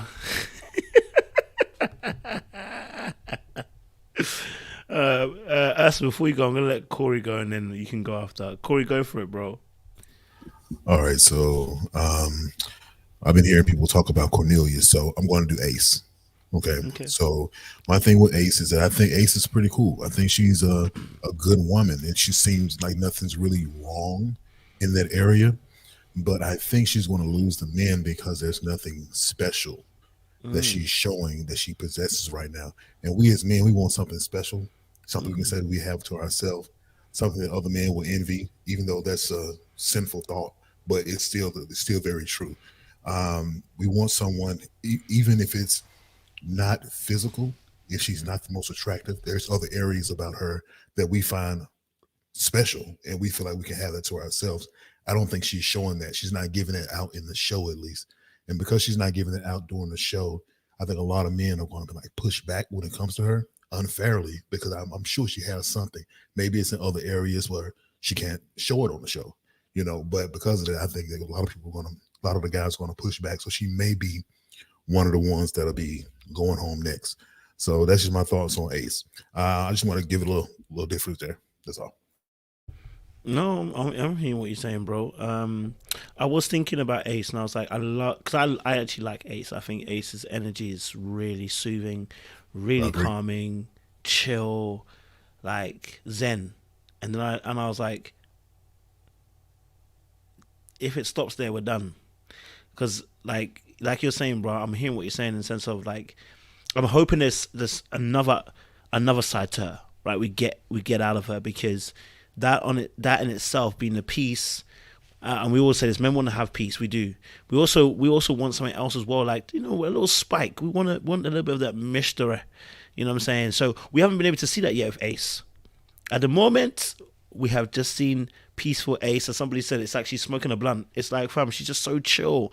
Not that she actually is, but it's just like she's so chill, so zen. You know what I mean? So I think for us as guys, that you're right. I think she's gonna need something a little bit more. Hopefully, we'll get to see it. Because being too zen can come across apathetic, as if you don't really care, and that necessarily isn't what she's doing. But it can come across that to the guys. And I'll tell you why. So this is my last thing. I had a situation where I was talking to a particular girl, and she just chill. She honestly was zen, right? Everything zen. And the issue I had at the end was, so what are you passionate about? Because you're zen about everything. It's like, what are you passionate about? Like, I need something from you. Give me a spike. Give me something from you. Because no one. You know what I mean? Like, I'm not saying we want peace, but the seas are too calm. There's just way too much calmness. Like, give me something. What's your passion? What are you energetic about? What gets your juices flowing? You know, what gets you excited? Give us some of that energy, and hopefully we'll get to see that a little bit more in the course of the show. And, you know, maybe she will have that right now. I'm not saying that, again, that she's not a great catch. I'm just saying in this game, it could backfire if we don't get to see a little bit of spike from her, from her. So Ursula first, and Araba, you can go after. Ursula, you want to go? Well, I was going to ask everybody, is it too early to say that Cornelius is for the streets? No? I'm just curious. But Crystal says, yeah. Huh, Corey? Yeah, I think he's giving some signs. I definitely do see that. And because of those signs, I understand why you feel that way. But at the same time, you know, him coming out about the money, you know, there's a demographic of women who do, you know, go for that. And he probably has experienced that. So now he's not really trying to settle down because he's seeing, okay, this is something I can get just because I have this. You know, I don't have to give much of anything else of myself, but just show that I can provide, show that I have money. And some men do have that mindset. So it's damaging to them, it's damaging to the possible relationships they can be in. But also Cornelius may very well be what I call as a late bloomer. You know, he may not have been getting these type of women in his early ages. You know, big kids, big guys were not in style so much when you're younger. You know, right now we're just now getting to the point where women are looking at us as teddy bears, and that's cool. But if you haven't experienced that and you got a little money, you got a little success, and the woman that's drawn to you is something that's eye-opening, it's an eye-opening experience for you, then you want to kind of latch on to that because you missed out on so much of that when you were younger. So I know money may not make sense, but it's just a real life. That's why he's wasting everybody's time being on the show. But yeah, I'm with you, bro. You just said, I agree. Yeah, he's wasting everybody's time because he's out here for the streets. So I'm with you. Yeah, I'm with you. Araba, you wanted to add? Yeah, I just wanted to quickly add. I think I get the impression that Ace doesn't like to compete because I think when they went on that group date and she retreated, right? She made a comment. She was like, "Oh, everyone's paired up," so I kind of like went into my own little corner. I feel like there's this anxiety she has about having to, you know, do the most or go against other women. That's kind of like the impression I got. I do think she's still laid back in nature, but I think you add on top of that her anxiety about competing. Yeah, I think she's giving me a little bit of that. So.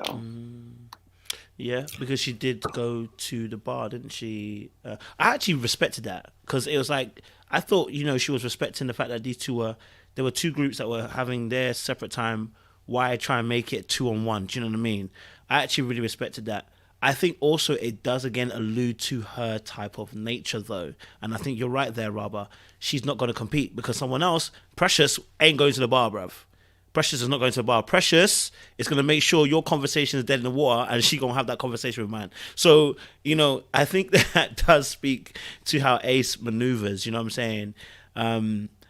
I just think it might work against her. Like, for instance, when Clifton saw that she went away, I think he appreciated the fact that she was sitting by the bar, she could have her own company. It's just not going to elicit the feelings of, I want you though. You know what I mean? And that's where it could work against her. So please don't misinterpret. Men do want peace. We're not asking for war. We want peace.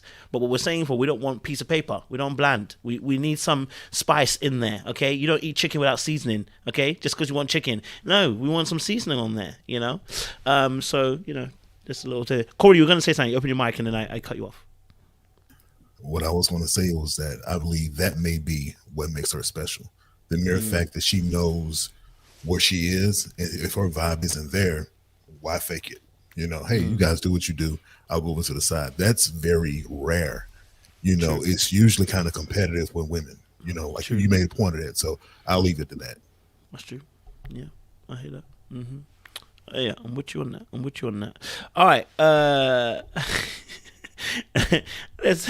me talk about another set of people on this. I want to get your guys' thoughts on the Clifton and Joy relationship. I want to get you guys' thoughts. You know, is it given what is really giving, or are we too soon, too early? I mean, I know we probably all enjoyed how he said, listen, I want more of your time. Listen, I've missed you. I'm gonna be honest with you.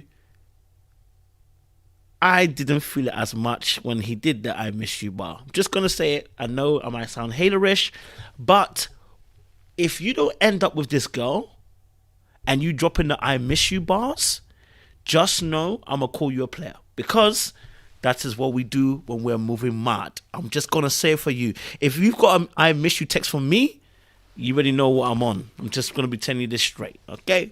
And I felt like it was an I miss you text that moment, okay? Because if he ends up dating somebody else, the I miss yous that you were doing there, it's going to be sussy. Do you know what I'm saying? So, because everybody can see everybody's moves, it's not... In private, you can do that because no one else sees what you're doing.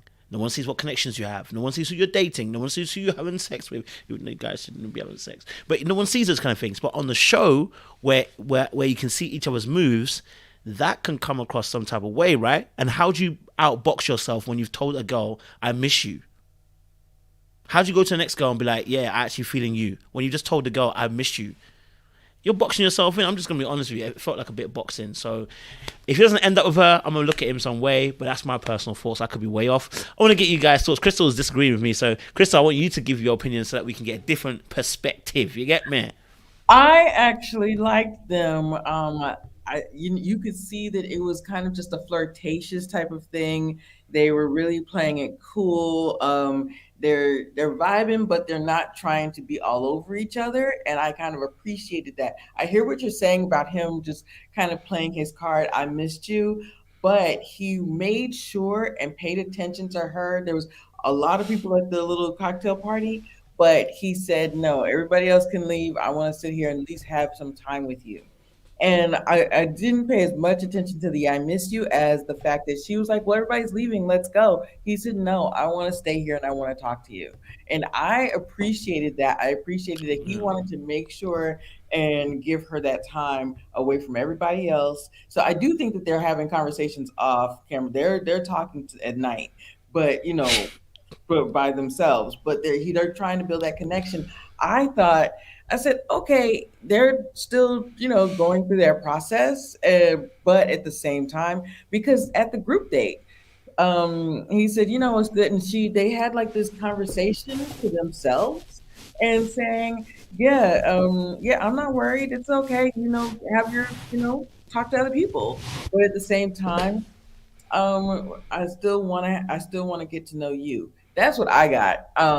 I could be wrong. I do think that something might happen later on. Somebody else might, come up from behind. But right now, I feel like they are trying to build. He said, I missed you, but they're really trying to take the time it's a flirtatious type of thing. It's not all sexual. It's intimate. They're really feeling each other, but they're trying to get to know each other differently. So that's what I got. Yeah.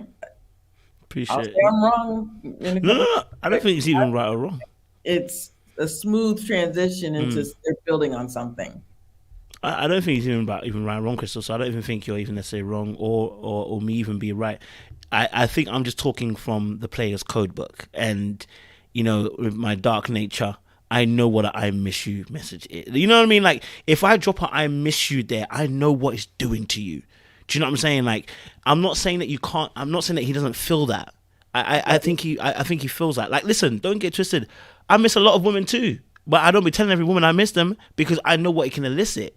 Right? And that's what I'm saying. The words have to be very careful because they got weight to it, and it can start making people feel some type of way. And now you've boxed yourself in. If you then now come to, let's say, Dakia situation, you got the Dakia moving in.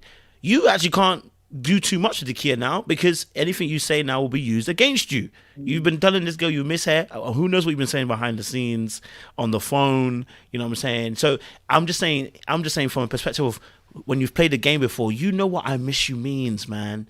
You know what I miss you does. You know what I'm saying? I'm not even going to pretend that it's innocent because I know exactly what I miss you does. And when you're grown, you also know what I miss you does. So, you're not 18 anymore. You know what I mean? I'm just watching out for him. I'm not saying that he's doing bad, but I'm just watching out for him. I don't trust him all the way with his sexy self. No homo. But anyway, listen. Jazz, go for it. Talk to me.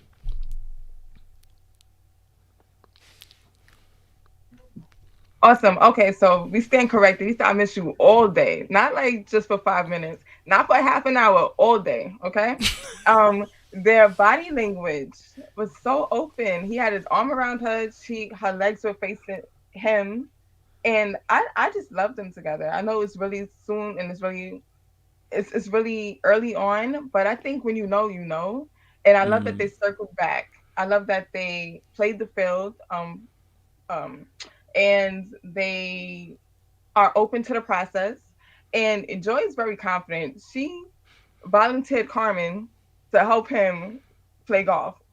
Like, I love that. She's like, hey, can you help him? So she's very open. She's very confident in herself. She knows her values. She knows what she wants. And I love Joy. I love how she's wise, and even with the whole thing with, what's his name, Tori, that was a lot. And she kept it light. She didn't have to be offended or anything. She knew that was going nowhere. So she kept the conversation light, playing foosball, just focused on that. And once that was done, once that little moment was done, she just moved on. Like, I'm not even phased. I know exactly what you're about. Why are we talking about kidneys being touched? Okay, you stay over there, sir. And what's his name? Clifton. I like the fact that, again, he's open to the process. He took out the Kia, is her name? Yeah. Yeah. We didn't touch on her much. She mentioned about BDE. I'm sure we all know what that is. Demetrius, yeah. Maybe she needs to get with Tori because. Yeah. Anyway, but I like Clifton and I like Joy together, and I think they know what they want. They're very intentional and they're not forward. Like, they have this dance about them, so much so that it's coming off the screen and we feel it. We're like this, So anywho, I don't know what you're talking about, Kojo. I don't, with the whole I miss you, but I thought that was cute. I thought it was authentic. It was cute. It was actually cute. It all was very day. nice. Oh, it was very nice. It was very nice. It was very cute. It misses her all day. You know what I mean? It's very nice. I'm not complaining. I think it was cute. Seaway, what's your thoughts on Clifton and Joy? If Seaway agrees with me, then we know this world is upside down. I don't. Thank you, Jesus. Yeah, no, I don't. I think you may be wrong about this, Kojo. I mean, I see what you're saying. I think Clifton gives off a little bit of what we saw with Joel, and the energy that he's giving, I think is reminiscent of Joel, but I don't think he's a Joel in any way. Okay. I think his intention that he is showing towards Joy is, you can see it when he's talking to her and when he's not talking to her. Because what I notice about Clifton is that even when he wasn't talking to Joy, she still had his attention. He also was very okay with her having her time, and she didn't micromanage his time. and vice versa. I think that shows true intention and confidence. I think if anything goes left, it may be on her end. She actually may decide that she may not want him, even though personally I don't see any better options for her on this show, and I don't really see any better options for him. I think they naturally clicked up because, I mean, based on the options that both of them had, this so far, this seems to make the most sense. And I also think that this season seems to be way less fake than last season. So hopefully when people find who they want, they'll focus on that instead of focusing on TV time or just trying to stay on the show, or gerrymandering votes with no prizes at the end, or whatever the crap was going on last season. So I hope that people, they can lock in and focus on, who they want to focus on. So that doesn't give red flag. And when he said he was married for a while and he got divorced and he understands why, and, he's tried to correct it, it shows that he is able to commit. He probably just messed up there. So maybe he's ready to, start over. So I don't get any really red flags from Clifton. I think he looks like he may give you one, but he actually really hasn't. I think they're cute. He looks like he'll give you what, a red flag? Sorry, do you know what? I felt like my mind's in the gutter. My mind's in the gutter. Sorry, my mind is in the gutter. I don't know where my mind went. Where did your mind go? It went wayward. I'm repenting. Okay, cool. Thank you very much, Seaway. On to the next person. On to the next person. Yeah, Makia. Can we get your thoughts? Yes. So I agree with many of the thoughts that I heard. I also did not agree with you, Kojo. Sorry. That's okay. The I miss you. It sounded like when you were describing it, sounded like it was if he said I love you. Like it didn't do that much to me. The I miss you. Enough. It felt genuine. It feels like the right balance, and it's been a while since I've seen this on this show, where it feels like the right balance of, being genuine and intentional, but not too much dip on the chip, because that's where it's just like something's off here. Because I think that we know they're talking outside of the show, and the I miss you probably is nothing compared to the stuff that they're really saying. True. So I think that it feels okay. I did hear when Joy said that I think she was talking to PO or someone when she said she didn't know if she wanted to be married, or that it she didn't want to be settled down in one place because she needs to move around. Yeah. Which to me, I read that as she didn't want her maybe singing career or anything to be stalled while she was, doing wifely or, partner duties. So I think that might cause some issue. I don't know if Clifton would be okay with that. Or most men really. So, but sometimes when people answer questions in that way, they really mean, I don't want to do that for you. Like when, when other people say that. So maybe that's what she meant towards PO, but maybe if Clifton asked her, she would gladly settle down. So I don't want to hog the mic. I would love to hear some other thoughts. No, I appreciate good thoughts. And listen, I'm hearing what you guys are saying. I am hearing what you're saying. He's still no jokes, but I'm actually hearing what you guys are saying. I do actually understand what you guys are saying. Who haven't I asked yet out of the people here? Araba, what's your thoughts? Can I ask a quick question? Did he say I miss you or I miss you all day? He said I think he said I miss your day. I think he said I miss you all day. Yeah, if he said I miss you all, okay. If he said all day, I agree with Kojo. If he said I missed you, I would have let him slide. But the all day, there's a little Playboy energy there, a little bit. I think, Kojo, you explained it perfectly. I'm not gonna expound, but that all day does something for me. It's like, oh, I could really be in your skin right now. So, I don't know. It has a little bit of that tone underneath there.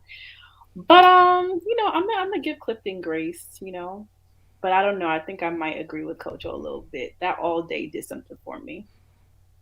So that's it. I hear you. Thank you, Robert. I hear you. All right. I think we might be the odd ones out in this one. So we'll have to count our losses on this one. It's cool. I like to be different. Let's jump off the cliff together, baby. Where's Adra when I need her? Jay, what's your thoughts? What's your thoughts on Clifton and Joy? I'm gonna say what I said last week. I like them two together, but I keep getting this weird energy from one or the other every so often. This week it was more from Joy. When she sat down and he said, "I missed you all day," she kind of gave a little look like all day. Now I don't really have a problem with that because I think I'm a vibe. So you missing me, I expect it. That's just how I feel. But it was a little different energy that she kept giving him because she was just like, "Okay, I think it's over and we leave it. It's time to go." And she kept trying to leave, and he had to literally sit her down. So I was just like, yeah, if anything, I feel like she would be more of the player in this situation because she's like, I need to make my rounds to everybody else in this moment right now. So it was kind of weird, but then, I don't want to jump too far ahead, but later in the day, it kind of reeled me back. And I was like, okay, you both are just trying to see what it is, go through the process in a genuine way, like I guess a more genuine way that you can go through this process of just trying to get to know everybody, but still reeling it back to that scene. It's like he had to literally sit her down because she tried to leave twice on him. And it was just like, okay, the brother just told you he has not seen you all day and he wanted to spend a little time with you, and now he got this time, and you're like, okay, well, the date's over. I think they're trying to wrap it up. That's true. I thought about that. He's like, let the cameras roll. They got to catch us. They here for us, so let them catch us. Otherwise, they don't have to catch us. Me and you can just sit and be in this moment. Just be in this moment with me, So it was, and then it was weird because how she was given. But then her confessional, she was kind of like, any woman would want this from a man.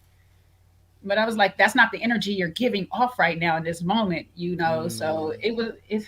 I don't know. Them two, I like them together. I think they will work together, but they keep giving me this off energy every time they meet. One of them is always somewhere else. Like last week, his eyes was making sure surveying the whole room, and this week it's hers. So we're just going to have to keep watching these two. We're going to see. Let me roll the clip for you guys so you can have a look at what was said. Was it Miss Your Day? We're going to find out. Oh, sorry, I didn't play the clip. You ain't busy. You ain't get a chance to come over here. Let's go. What's going on, darling? I don't know, but I miss you all day. Like You miss me all day? You ain't even busy. You ain't get a chance to. I miss you all day, baby. Okay, I miss you all day, baby. Corey, what's your thoughts? And I'll go to you, Sean, after. Corey, what's your thoughts on Clifton and Joy, bro? Yeah, I call BS. I call complete BS. Brother, you say you miss her all day. You don't have her phone number. You guys don't hang out afterwards. So if you missed her all day, why did you wait until filming was about to stop, until they were about to leave for you to go sit with her? That would have been the first woman I went to if I truly missed her all day. And this is what I'm saying. A lot of times the words can get women a little bit in there, and it's okay. It's fine because she got the I miss you part. But the second that happened, she asked herself, well, why didn't you come and find me when we first got here? Why did you wait till we leave?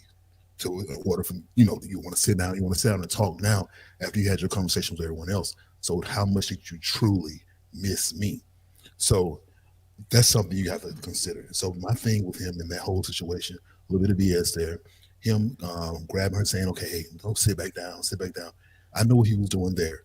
He's showing that ability to take charge, which most men do, try to show that off a little bit because it can be a little sexy to women sometimes. Cool, nothing wrong with that. But I think him putting those two together, I think it was a bit extra. It was a bit much. I know you want to let this woman know that you're into her, and she knows you're into her, but you have to show it. Don't just say it with words, you have to show it. So in my opinion, I think if he truly missed her, she would have been the first person he went up to. Because, hey, I thought about you last night. I thought about you coming here. I had to sit down and talk to you first. What's going on? How's your day going? Give her that energy, not just the words. I'm done. God. I was trying to be nice. You just stripped the paint off the walls there, Corey. You just used the white spirit all over the walls. Okay. I feel you, sir. I feel you. I mean, I feel you. I mean, hey, we're all seeing things from different perspectives. It's interesting. You know what I mean? It's interesting. Okay. Sean, what's your thoughts? Where does Sean fall on the dice today? Tell us. I mean, I'm coming in on the tail end of it, but it just sounds like overthinking to me. It could be. You know, it's giving Michael from Married at First Sight, the way we got to dissect this brother saying that he missed the woman. I mean, geez. But hey, listen, if that's what y'all are picking up on, so be it. But I didn't see it that way. It seemed playful. It seemed fun. It seemed like he genuinely liked her. But if that's a line from the player handbook, all right, let me add it to my book and I'm going to use that. So let's see where it gets me. But it just seemed very genuine and they just seemed very playful and she liked it. So wasn't a big deal to me. But again, who knows? You know, I leave room for there to be some error in my thought process, but you know, just seemed real fun and playful to me. Listen, I'm with you. I think it could be. Like I said, I'm open to both perspectives. You know what I'm saying? I want to believe that everything he said is the complete truth. You know what I'm saying? I want to believe that. I'm just thinking to myself, he's not unaware of the words. Listen, someone said about Joy, I don't know who was talking about Joy. When I watched that clip again, I was like, actually, I think Joy might be feeling him a bit more than she's actually saying.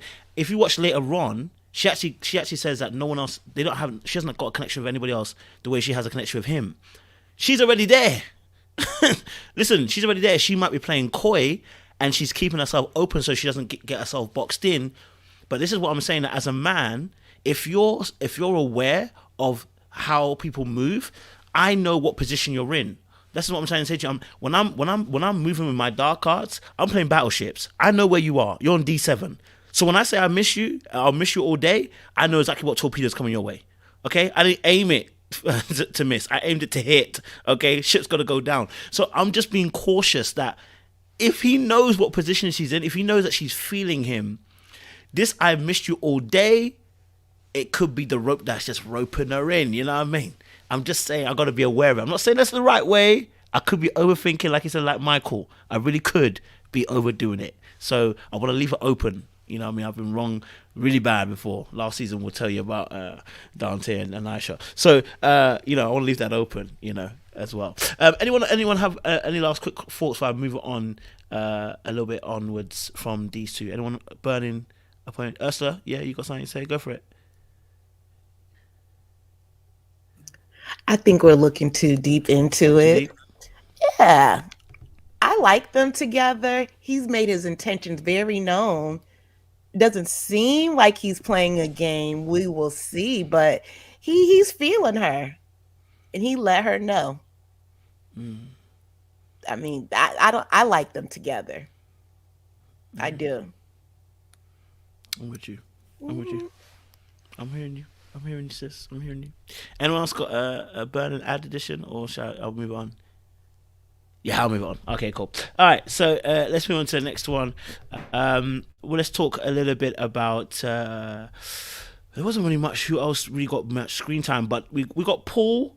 Let's talk specifically. We can talk specifically about Paul because I know I spoke about Tiffany myself, but let's talk about Paul himself. What are our thoughts towards Paul specifically? You know, because he's an interesting character. PO once more has been interesting. So I want to get you guys additions of what you thought about Paul on this episode. You know, he was asking some questions to Tiffany. I want to get you guys' perspective. Was it the questionings? Well, the questioning is not great. Have you had that interaction with Precious as well? In fact, I probably should put Paul and Precious because they had their whole conversation as well. So let me just add that. Paul and Precious. Yes. So who would like to tackle Paul and Precious first? You know, go for it, Jazz.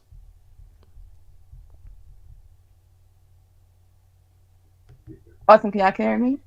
Yep. All right. So, yes. Paul, I think that man is just misunderstood. I think he's at an age where he's not playing no games. So he's not here for the fluff. He wants to get straight to the hard questions so he can see if they're compatible, and he's looking for a life partner or a wife right now, which we can respect, right? But it's all about delivery.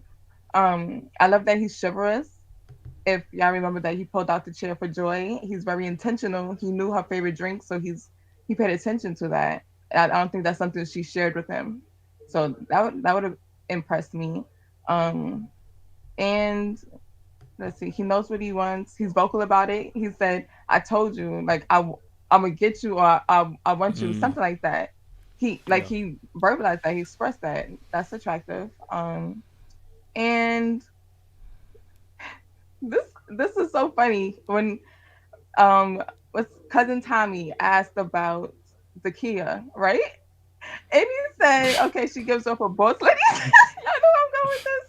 She gives off a boss lady demeanor, but I can tell when after 9 she get a few drinks in her, she like to be thugged out. I was like, I said, okay, he has a sense of humor. I like that, and I tried to unpack that sentence. Like, what does that mean? I think that she gives off a homey vibe. She's very humorous, and forward. So a masculine fun energy, which is like a homey vibe that he's not necessarily attracted to. But that thugged out, I'm sorry. Anyway, so P.O., I'm rooting for him. I just wish he would soften his delivery and just take constructive criticism. Maybe, just eat the meat, spit out the bones, extract the good out of everything. He could learn from everything and everyone. So with Tiffany, if he could take what she was saying, take the good out of that and apply that, I think he would get further. Who else? You said Precious. Precious, we spoke about this earlier. That, so how do you think I like it? Ma'am. Okay, so she's been given that vibe since day one, right? I forgot the name of the dark-skinned brother. Demetrius. Thank you. Him. So she obviously she wants him, and she planned a date, right? She said, "Oh, I want to see more of you," or so can we have a date? I'll let y'all take over. Poor Precious. Okay. I'll let y'all take over. I'm done. I hear you, sis. I hear you. All right. Just in case anyone's forgotten, I want to just play the clip so you guys can see. This was a conversation. Great hands, by the way. You got great hands, manicured very nicely. With my approach, right? Some people like a little bit of sugar, before you give them the salt. How do you think I like it? I think you like it a little bit rough. I mean, I'm just saying. Yo, my brother came in strong. She came in strong. Hey, she likes a little bit rough, baby. Okay. All right. Sean, what's your thoughts, man? Paul, P.O., Precious, what's your thoughts? He gives the weird uncle that everybody avoids at holidays. That's what he reminds me of. He's the one that hugs his nieces a little too tight, and you gotta, he makes the inappropriate jokes, and you don't want him saying the prayer. That's what P.O. Paul looks like to me. But look, I guess he's used to throwing out those shots, so somebody's gonna bite, and it looks like Precious is biting because based on her body language and her energy, she was all for it. So I guess he chose the right person to to land that on. And she's extra, he's a little extra. So maybe they can choose each other and just be extra together. That's my thought. I'm with you on that. Jay, what's your thoughts? I concur everything that Sean said because yes, he is that uncle that you be like, man, I don't want to bring my homegirls over because he about to say something just like but he's an acquired taste. There's somebody out there that likes his energy, and whatever Precious is that somebody. Clearly he rubbed some other ladies wrong, but with a few of them they're trying to slam on him like he was Pete Sampras, and I was like, dog, this is a date. You're supposed to be nice to the lady. I hear you. Yeah, so I mean, it is what it is, you know. Like, I don't know. I mean, I didn't get much out of that scene. It was a lot of tongue coming out of her mouth when she asked what she liked, but you know, I guess she was trying to make her point across to him. Okay, I'm hearing you. Thank you for your comments on PO. Seaway, what's your thoughts? To keep it short, I just feel like the dating pool must have Piston in Potomac / DC for him to even be on the show. He is giving super Uncle Weirdo. I'm not a fan. He's asking super weird questions, annoying questions. He's just agitating overall to me. I literally will walk right past him. I don't care how tall he is. He is annoying. And then Precious is just extra. That type of sexual energy, date one, it may work for someone, but usually that just gives off, I'm here for, a good time, not a long time. I don't know why people keep leading with that this season, but it's just, I don't know. That doesn't give me like ready for love. It's like ready for a good time. But maybe her and Paul, they're both on that type of time, and congrats, and that works. But Paul doesn't do it for me. He's annoying.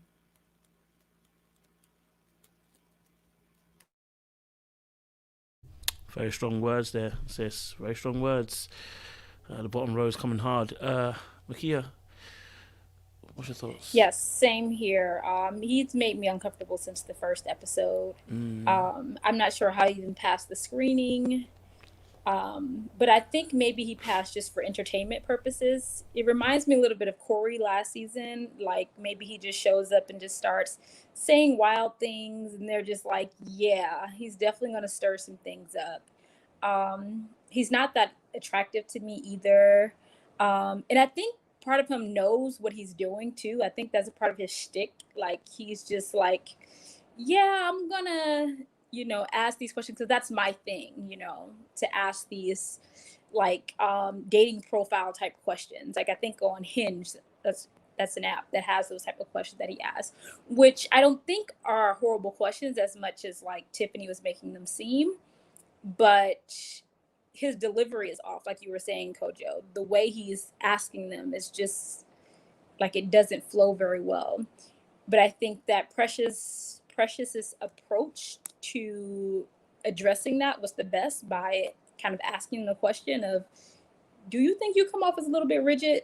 I don't think that was the proper question, but I think she was in the right ballpark of trying to get him to look at like maybe that's not how women are seeing you, but it's a no-go for PO. I hear that. Okay. I'm hearing that. Rob, have I asked you yet? I don't know if I've asked you on PO, have I? PO Precious, what's your thoughts?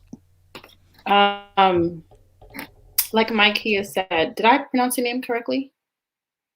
Okay, like Micaiah said, Paul, to me, he's like a more higher functioning version of Corey in a sense. Like he's still socially awkward, but yeah, I don't know. I think he thinks a little bit too much on things that you don't really have to think on, you just do. So that's why he's coming off very weird and awkward. So I'm not really feeling Corey. I mean, sorry, child. I'm not feeling Paul. They're so much alike. I'm mixing up their names. But there's someone for everyone. So I definitely think he's somebody's flavor, but I'm not sure his flavor is on the show. Precious, she gets on my nerves. She really does. I'm so tired of her chasing. I'm really tired of her chasing. Like I cringe so hard when I think she asked Demetrius for another date or something of the sort. And like the whole interaction with her asking, how do you think I like it with Paul? It just made me so uncomfortable. Just because it's like, girl, be forward if you want to, but you're going to be resting in your masculine energy for a long periodically time. And I don't think you want that. Right. So I want Precious to kind of just like calm down with that chasing a lot. However, some of the men, they don't seem to be that bothered with it. I don't know if that speaks to the dynamic of men in Potomac, that they like to be chased, but it just made me very uncomfortable. I'm not for a woman doing that shit. Sorry, I keep cursing, y'all. Forgive me, but I'm not for a woman doing that at all. Right? It always seems to backfire. I think when we're in a relationship, I can do things like that. I can take my man out on a date. I can treat him. I could, put a little bit more of that effort. But in the beginning stages, I think it's so important for the men to do most of the hunting and pursuing. And you just kind of rest back in your feminine energy. But Precious doesn't seem to get that at all. Hearing you loud and clear, hearing you loud and clear, hearing you loud and clear. Okay. Corey, what's your thoughts? Okay, so when it comes to Precious, like I understand there has to be a balance between like playing the game on the show. You don't want to be eliminated, and you want to also find true love. So I don't think she's going about it the right way. I don't think she's really leveling that out, but I see what she's trying to do, and that's what she's trying to do. She's trying to play that level to where she can still stay on until it gets to a point where it's narrowed down and she can really start approaching these guys seriously. But leading with sex and sex talk, she's just talking right now. She wouldn't bust a grape right now. So it's just all because it's so new. She said the same thing with Laverne. She flirted with Laverne. She flirted with Demetrius. Same thing with Paul. What I don't like, though, I think she had an opportunity to let Paul know that he's off-putting with how he handles his conversations. She started out doing the good thing, and then it went completely left by asking, how do you think I take it? You were doing so well. So it was more like last season with Corey, Tashia tried to talk to us, Sabrina tried to talk to him, say, hey, you got to stop, slow down, you're doing too much.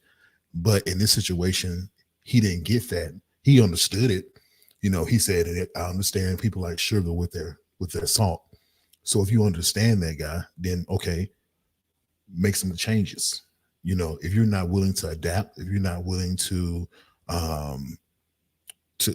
be able to have conversations where you don't seem so intrusive, like you don't have to know the all the answers from A to Z in the first meetup.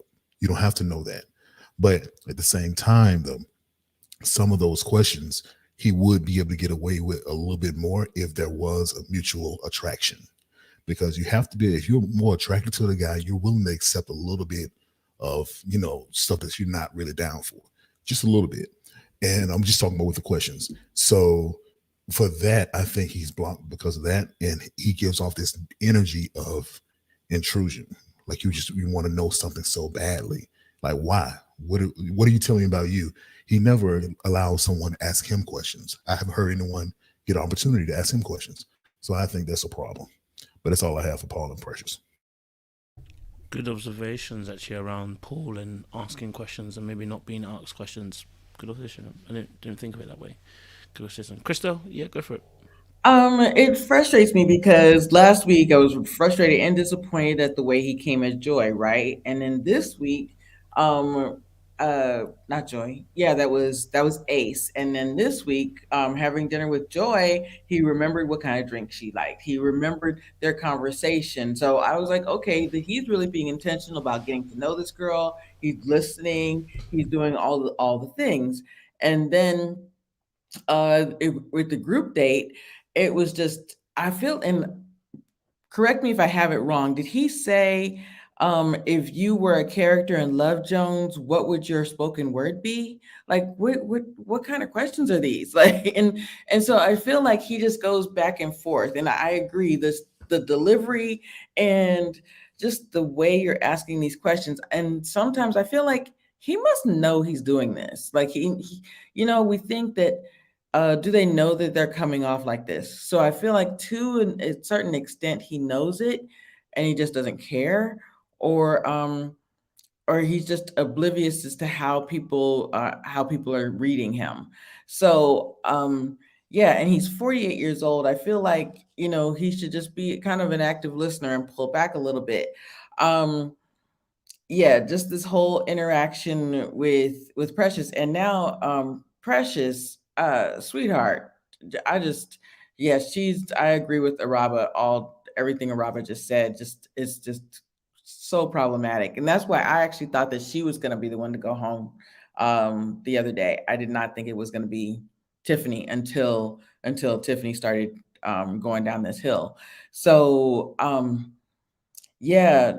And she was just like, so how do you think I like it? Like it was the whole thing. I was like, you were helping him out. You were talking to him about how he's being perceived. And then you come at him that other way. I was just, both of them, that whole communication was off.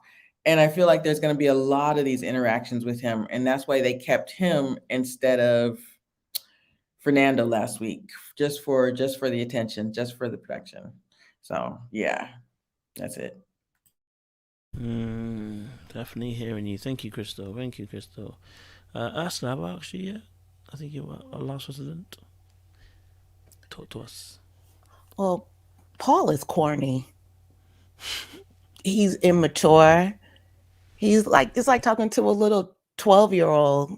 His mentality, I would never talk to a man like him. He's corny. Yeah.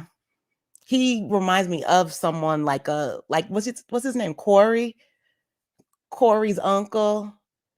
Yeah, he's a turnoff for me. And Precious, she gives me Mumin and Alexis Fly vibes. Just that pick me and will like whoever likes her. I can see that happening. And she's thirsty. Doing a lot. Look at Sean. Sean, I see you. I mean, yeah. You too. Name one nice thing. Just one nice thing about her. Let's see. Yeah. I hear you. Yeah, that whole interaction was very weird. I could have done without that scene. I'm done. No worries. Thank you very much, Ursula. I appreciate it. Yep. Okay. Jazz, I think I asked you, didn't I? I haven't asked you, Jazz. Go for it.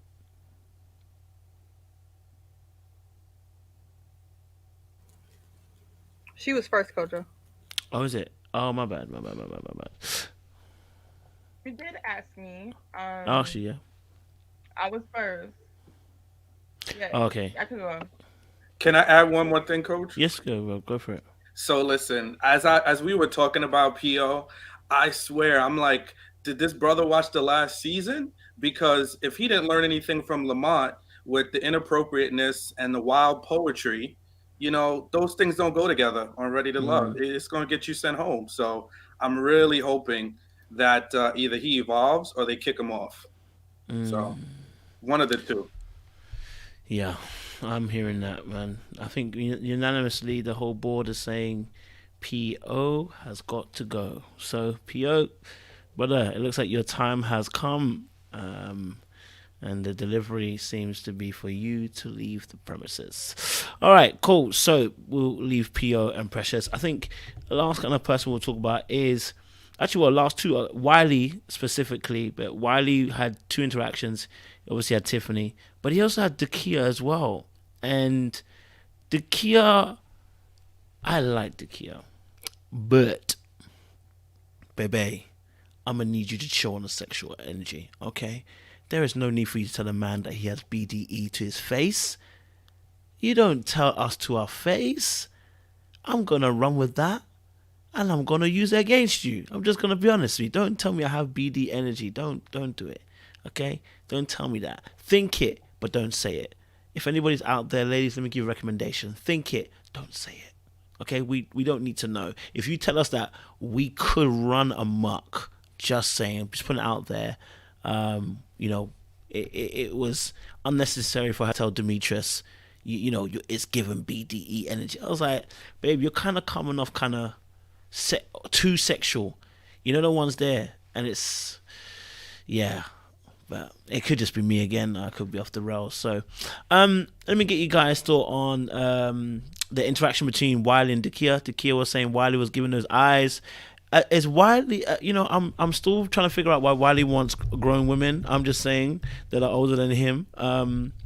Dakia led him out of the brunch as if that was her child.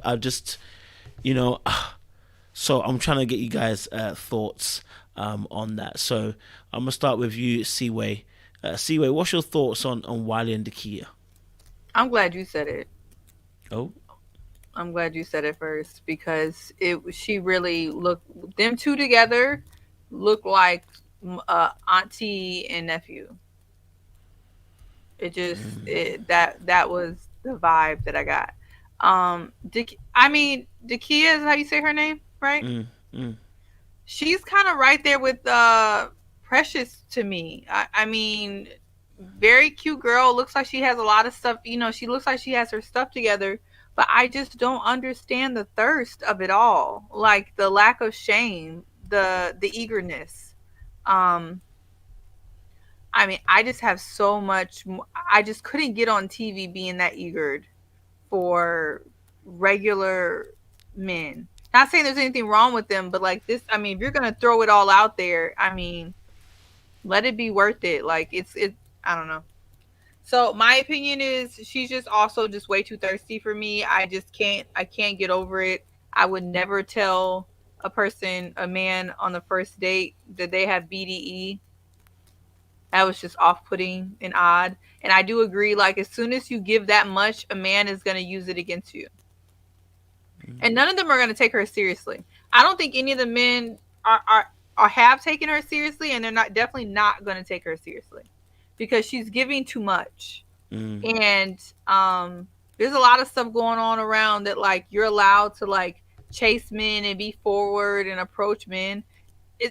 I equate that to the same thing about like freedom of speech. Like you're allowed to say what you want, but there's consequences to everything. So yeah, you can throw yourself out there and chase a man and be eager, but there's going to be consequences for that. And I think it's going to come up later. I don't think the dudes are going to take her seriously.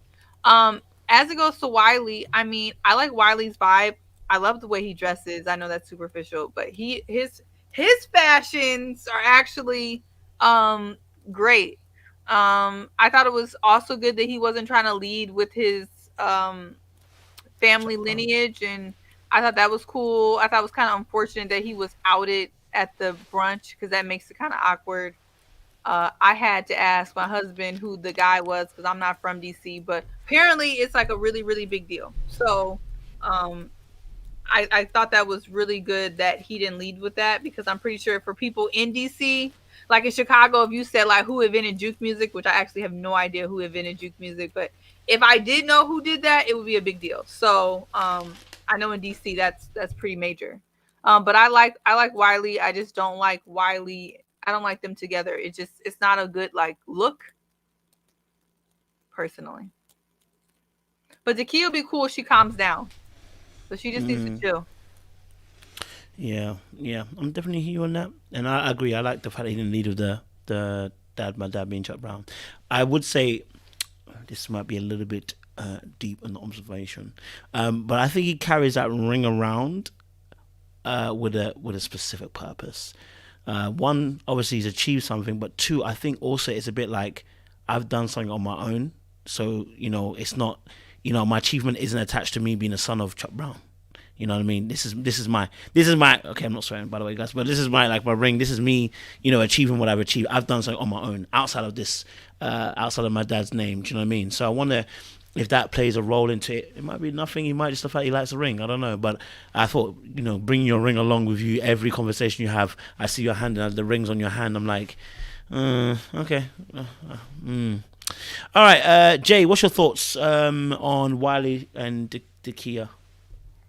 I'll go to your ring thing first. If you ever dated an athlete and you try to wear his ring, that is a mission.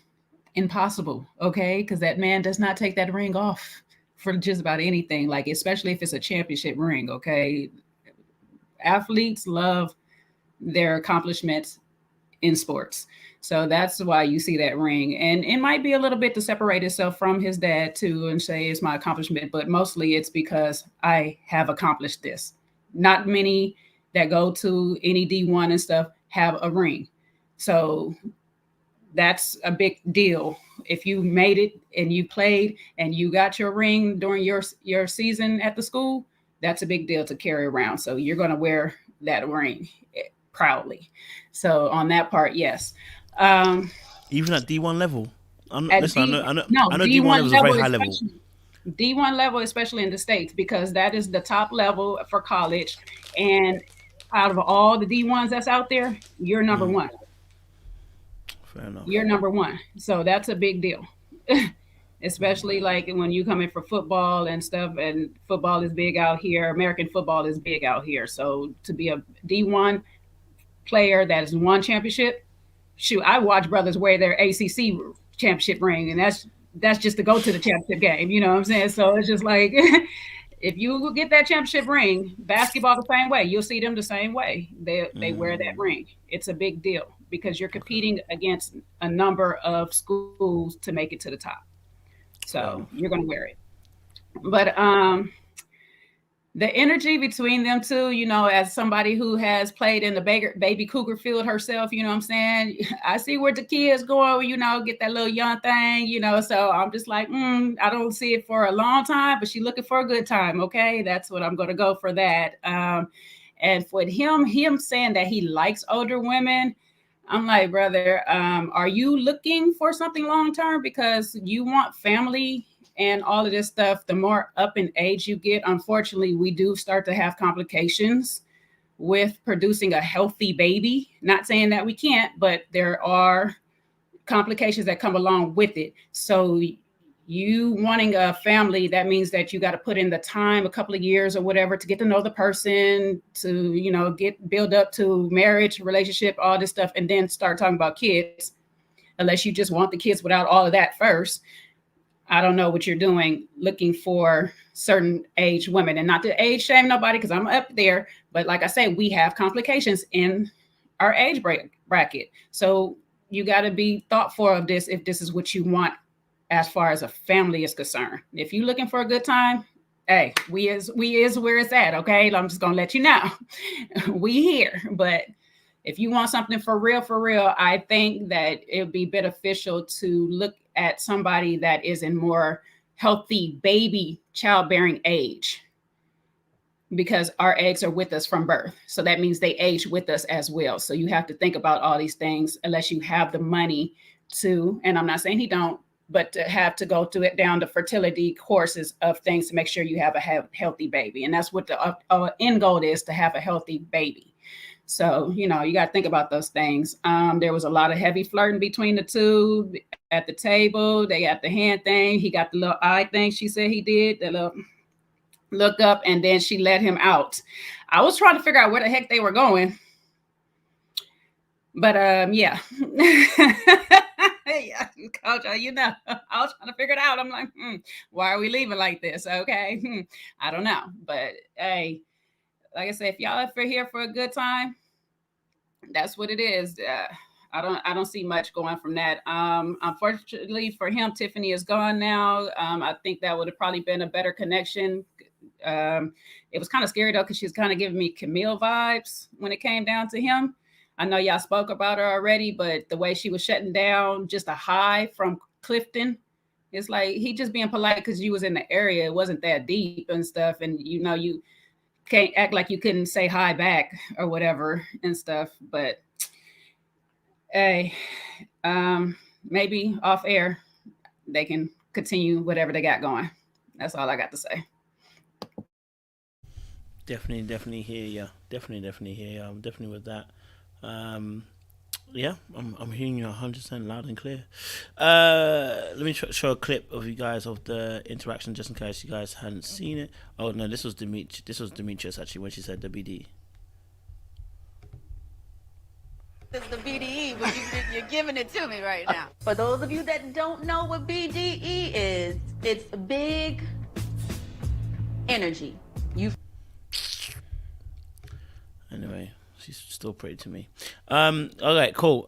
Sean, what's your thoughts on? So Dakia is the aunt to P.O.'s uncle. So they are the aunt and uncle of inappropriateness. You know, that's the aunt that's gonna hug you a little too tight.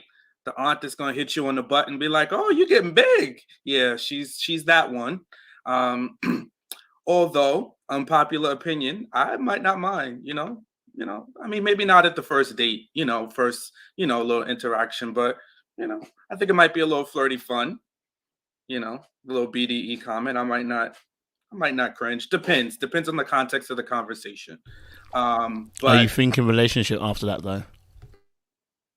I mean, it depends on how it goes. People have playful banter in conversations, coach. So I think like it depends on what she's saying. Now, if things start to move in a different direction, she does something more forward, she starts to lean her hand, put her hand on my thigh, then maybe we got a different thought process or a feeling. But if somebody says it, I'm not going to automatically be offended, is what I'm saying. And somebody said I'm wrong. It's not right or wrong, whoever that was. It's perception, it's feeling, it's what you think. And I think it's fun and it's playful. I'm not going to debate it. It's like, oh my God, it's the worst thing, or I'm going to say it's the best thing. But might be flirty fun at the end of the day, depending on the vibe. But again, I think everybody has different levels of conversation. Some people go there. I do think she was putting on, because for her to now bring it back up in the confessional and spell it out for everybody, she was having a camera moment, and I definitely can see that aspect of it. But just thinking about it in real life, I'm not automatically bothered by it. Not automatically bothered. But again, that's what makes the world go around, right? Definitely. You ain't lied there, sir. You ain't lied there. Corey, what's your thoughts on this, man? Yeah, what Sean said about her being an auntie, all I gotta say is, hey, auntie.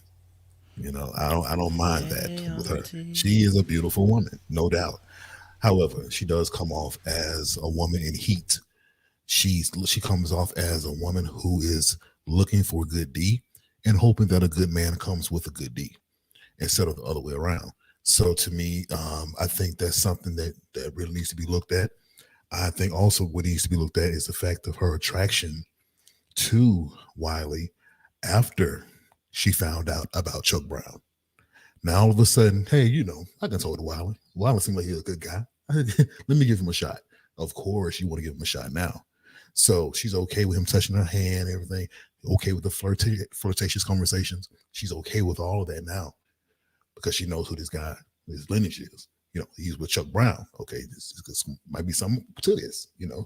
So yeah, for her and him in that interaction, I think that she just comes off as if she's looking for something. Not saying that she's not looking for a good man. I'm not gonna say that. But the D seems to be coming a little bit more in the front of all of that, instead of securing a good man first. Wiley, to me, I think that he seems cool. There's nothing really wrong with Wiley. I can't really pinpoint anything about him that I would say, oh man, he's a player. He's this, he's that. What he did at the bar was just simply being flirtatious, and every man should know how to do that. So it's nothing wrong with that, but I just think that he may need to look into her true intentions as far as what made her attractive to him all of a sudden. So that's something I'll look into. Hearing you loud and clear. Nakia, go for it. Sure. So the dating pool in DC in the Potomac area is around like 10 to 1. 10 women or 15 to 1. It's something ridiculous like that. Let alone compatibility, if he's even interested in, heterosexual relationships, et cetera, et cetera. So I think that Dakia probably runs into the problem that many women in DC run into, where there's not a lot of good options. And I think it's also a mix between that and her picker is a little bit off. Like she And she seems like a very intelligent woman, so it does seem like there's more to her interest in Wiley. Um, I don't know if I'll read too much into the Chuck Brown lineage, but it just sounds like her picker is a little bit off, and also that she's playing the game a little bit because she wants to stay on the show. Yeah, Wiley just gives me really immature vibes. The wearing the ring, I don't know. It's after a certain point because he's the youngest person there, but he still seems even younger than that. Like he seems like he's in his early 20s. The ring is a good conversation starter, definitely. But I think it's kind of like, look, I've done other things. I'm not just the lineage of Chuck Brown. But they definitely look like an unlikely pair. I don't think much will come of that. I hope she finds a better connection because she seems like she could have good picks, but that's my 2 cents. Appreciate it. I hear you. Ursula, what's your thoughts?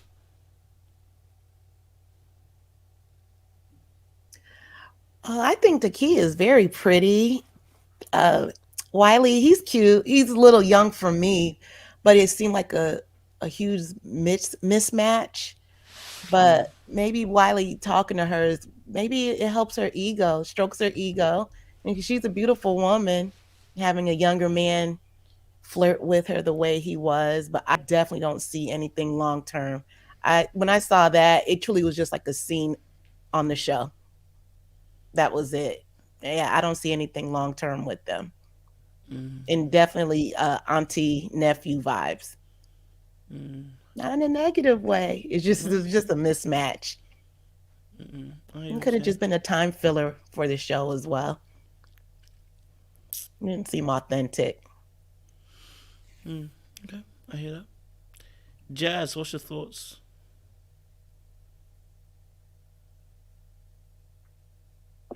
Okay, so I think Miss Dakia, I don't know how old she is, but I'm pretty sure she's in her 40s, and she mentioned that she's exceeding her peak right now, her sexual peak. So she's very forward, right? I don't believe that she was leading or tapping into her masculine energy last episode. So this episode, she really turned up with that. But I will say her interaction with Wiley, she like turned to her humor as if it was a defense mechanism. Like she wasn't really feeling the vibe. And when he held her hand, I'm looking down at my notes. So he held her hand and gave that like bedroom eyes. She started laughing, and then even in her confessional or the camera time, she said, "Boy, what you doing?" Like that, like that's her child, or like she doesn't see him in that way. So I don't think that's something she's going to pursue or really want to. I think that kind of stroked her ego a little bit. Now she's done. She don't really want to pursue that. Wiley, I think he's young. Obviously, he's 32. He's the youngest one on the show, and he's intentional with what he wants. He wants to start a family. I'm not sure why he goes for older women, especially him wanting to start a family. Jay, you touched on that. So hopefully maybe he'll reveal something. Maybe he has mommy issues, not to put that on him, but that could be a thing. Or but overall I think that he's very intentional with what he wants, and I think it's awesome that he wants to start a family at 32 and he's on the show. Let me see what else about Wiley. He wasn't attracted at all to Ace. When we said I didn't get any of that, when Laverne was just doting on Ace, right? He's like, I didn't get any of that. So I guess he knows what he likes. That's the older woman. Not every older woman, because Ace is, she's 40 or something like that. But we just have to see how this thing play out. Oh, also, Miss Dakia, we already know that she's leading with her sexual energy, right? When she had the interaction with Clifton, and he mentioned, about premarital sex, he mentioned that, like, he put that out there. That was fine. But once just that conversation just kept on going, and when they held each other and she she called him Big Daddy. It was a lot, and it was like everybody's having sexy time. Like everybody, it was annoying at that point. Can I? Yeah, I wanted to go after Jazz because she brought up a point that I thought was so important. Dakia, first off, let me say, beautiful, right? She's stacked. She's a piece of just beautiful art to look at. That woman can get away with murder if she wanted to. She needs to. Child, I can definitely appreciate a beautiful woman when I see one, and she is that. But I think she does herself more of a disservice than she realizes. So that interaction she had with Clifton, and they talked about the premarital sex, right? So after the date was over, Clifton made a comment, and he was like, Joy is still my number one, but I can have a lot of fun with Dakia. And that did not sit right with me because he was very specific with his word choice, right? He didn't mention that she was a contender. He said I could have a lot of fun with her. Girl, you did it to yourself. You did it to yourself. You opened that floodgate of sexual energy, and now this is how people are going to view you. And you really could have screwed that up, right? He could have looked at you in a different light, but I think now it's kind of like, oh, okay, I tested the waters, and now she failed. I keep mentioning this test thing, and y'all be failing. It's okay because I failed too so many times. But that bothered me. So I think she really does herself a disservice. But beautiful girl, if she can kind of like scale down, it's too late now, because I think she's made a strong impression. But going forward, I think she needs to work on that. Wiley, I don't really have an opinion on him. I don't know. I don't have enough from him yet to kind of like say anything. I mean, the obvious is he's young. That's about it. But I don't have anything else to say about Wiley. So it was a cute date, but that sexual energy is a lot. You've not lied there. Yeah. Crystal, go for it.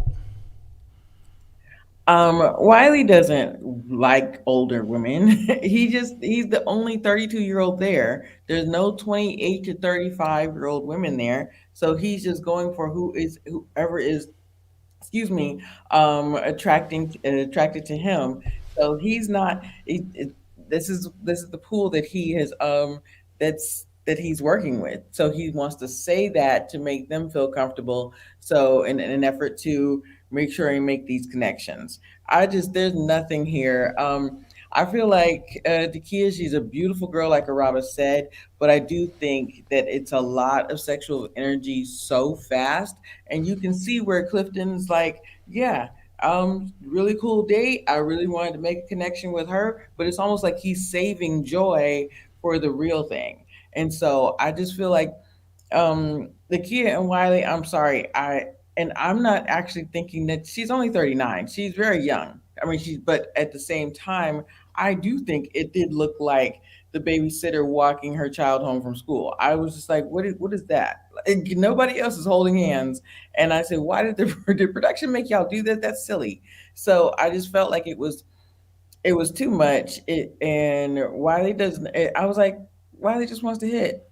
And hey, if that's what you want to do, like you said, express that. That's okay. You're a beautiful woman. You're 39 years old. If that's what you want, Wiley looks good.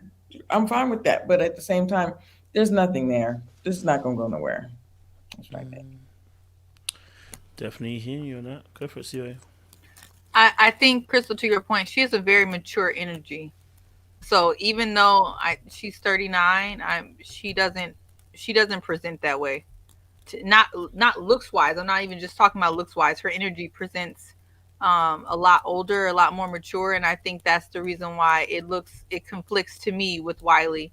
But I think to your point, I didn't realize that actually that he's the youngest person there across the board.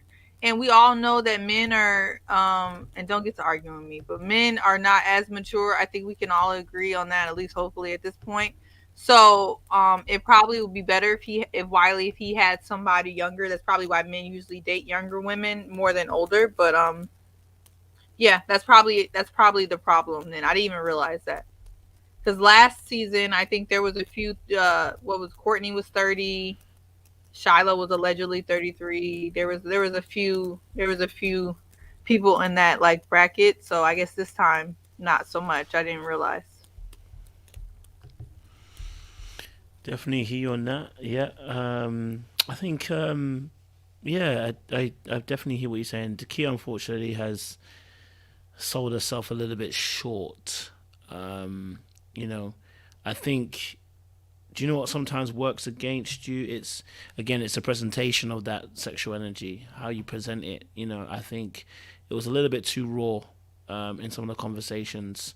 The declaration that I'm hot and ready to go.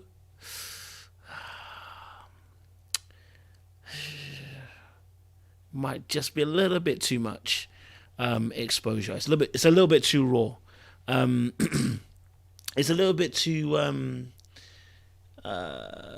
open. It's leaving no mystery. Again, it's leaving none of that none of that part where we can reveal a part of you. Give us some onion layers so we can peel back some layers and get to know you a little bit. That mystery. And I think just when she was talking with, and you're right, Araba, he definitely did say that. He made a clear distinction in the way he spoke about Dakia versus how he spoke about Joy after that conversation. So in a sense, I won't even say that he even set her up. It was more of a case of, again, it's about watching the way that you word things and the language we use, because they depict how people are gonna view you, which is why we oftentimes use other words for instance, you might not say dick, you might say penis, or you might say, hey, someone's, you might use another euphemism as a word for it because it's very strong and it becomes very vulgar and people are like, oh, that's a bit, you know what I mean? But if you start using some metaphors and some analogies and euphemisms, like I say, it's the poussoir, it sounds a bit lighter than saying the vagina. It's like, yo, oh my god, he just said vagina. Like, people then start formulating ideas about you just by the language and the words that you use. So, that conversation, unfortunately, that I'm hot and I'm at my peak, is basically saying, well, okay, cool. I don't need to connect to you. I just need to have sex with you. That's basically what you're saying. You're kind of giving off that vibe. So, nothing wrong with being a little bit sensual or whatever. Just got to make sure you curb that line, hold that tension well as well. So, maybe she will have a look at this and look back on her experience and go, there's something I can improve on. All right. So it's in Precious 40. I don't know how old she is. All right, cool. Yes, I think that's... Who else was the last one? I think there's one more. Was there one more? I think that's... Did y'all talk about Carmen? Y'all hit up the blue contacts. We hit up the blue contacts. Holding her hair while she... Is that a thing? Holding hair while you answer that question because we've already answered it. Go on, answer it. Is that a thing? It must be something new. I mean, I'm not an avid golf player by any means, but I've been to the golf course a few times and the driving range, and I've never in life, never on TV, never anywhere. So I want her to go away. I want her to leave my screen immediately. She's annoying. She annoyed me with those blue contacts, and she definitely annoyed me with the hold my hair. Sean, tell us why she annoyed you with the blue contacts. I just think it's inauthentic. I just think, like, are we still doing that? And I mean, I get it. Like, you have liberty, everybody does, whether it's a woman or a man, to do whatever they want for their presentation. But you gonna put blue contacts on? Ma'am, where in the tiny are you going with that? Like, it just looks weird. It looks like I'm confused about who I am. I don't know. That's just what I got. And then when the hair stuff and my hair is real and touch it and hold it, it just confirmed, like, this person is insecure. They have a little bit of touching on self-hatred, so I don't know. It all annoyed me in one big bag. You should have gave us Hazel. Yeah, I was going to ask that. If it was Hazel or Honey, she would have gave us Hazel. I would have gave her a pass. Yeah. If she would have gave me a try on at the doctor's office before I bought these, I would have gave her a pass. You know what I'm saying? Sometimes you just gotta look in the mirror and it's not it. She put that's those in the Amazon. Asian That's beauty Amazon. supply store. If she would have done hazel or maybe in that green a little bit, but no. No, no green, Crystal. I'm sorry. But hazel, something. No, I was the one. I Hazel, don't yes. like the blue. I Green, don't like the blue. absolutely not. But there's like that green. No, Chris is talking about that green hazel, that real subtle green hazel. Yeah, there's a Woody green. green, I guess. Nah. Y'all, I don't know. Someone said no. So I don't like the blue though. I don't It's like the blue, it's contacts just a at no. all. I don't like the metal. Y'all, they sell colored contacts at Easy Pickens. I don't know if y'all know what that is. It's a clothing store, right? Like think of City Trends type. Okay. Yeah. In the gas station too. You can buy them anywhere, but that's my logic. This is my logic. Something that's going in your eye, if y'all want to play with that, I mean, if it's not coming from the doctor and if it's not matching your real eye color, I'm really questioning a lot of things going up in your noggin there. But child, that's just my opinion. And that's where I'm on, Araba. If you ain't did it at the doctor to get it, try it on to see if it even fits your face, then you don't need to be putting them in your eyes. Like,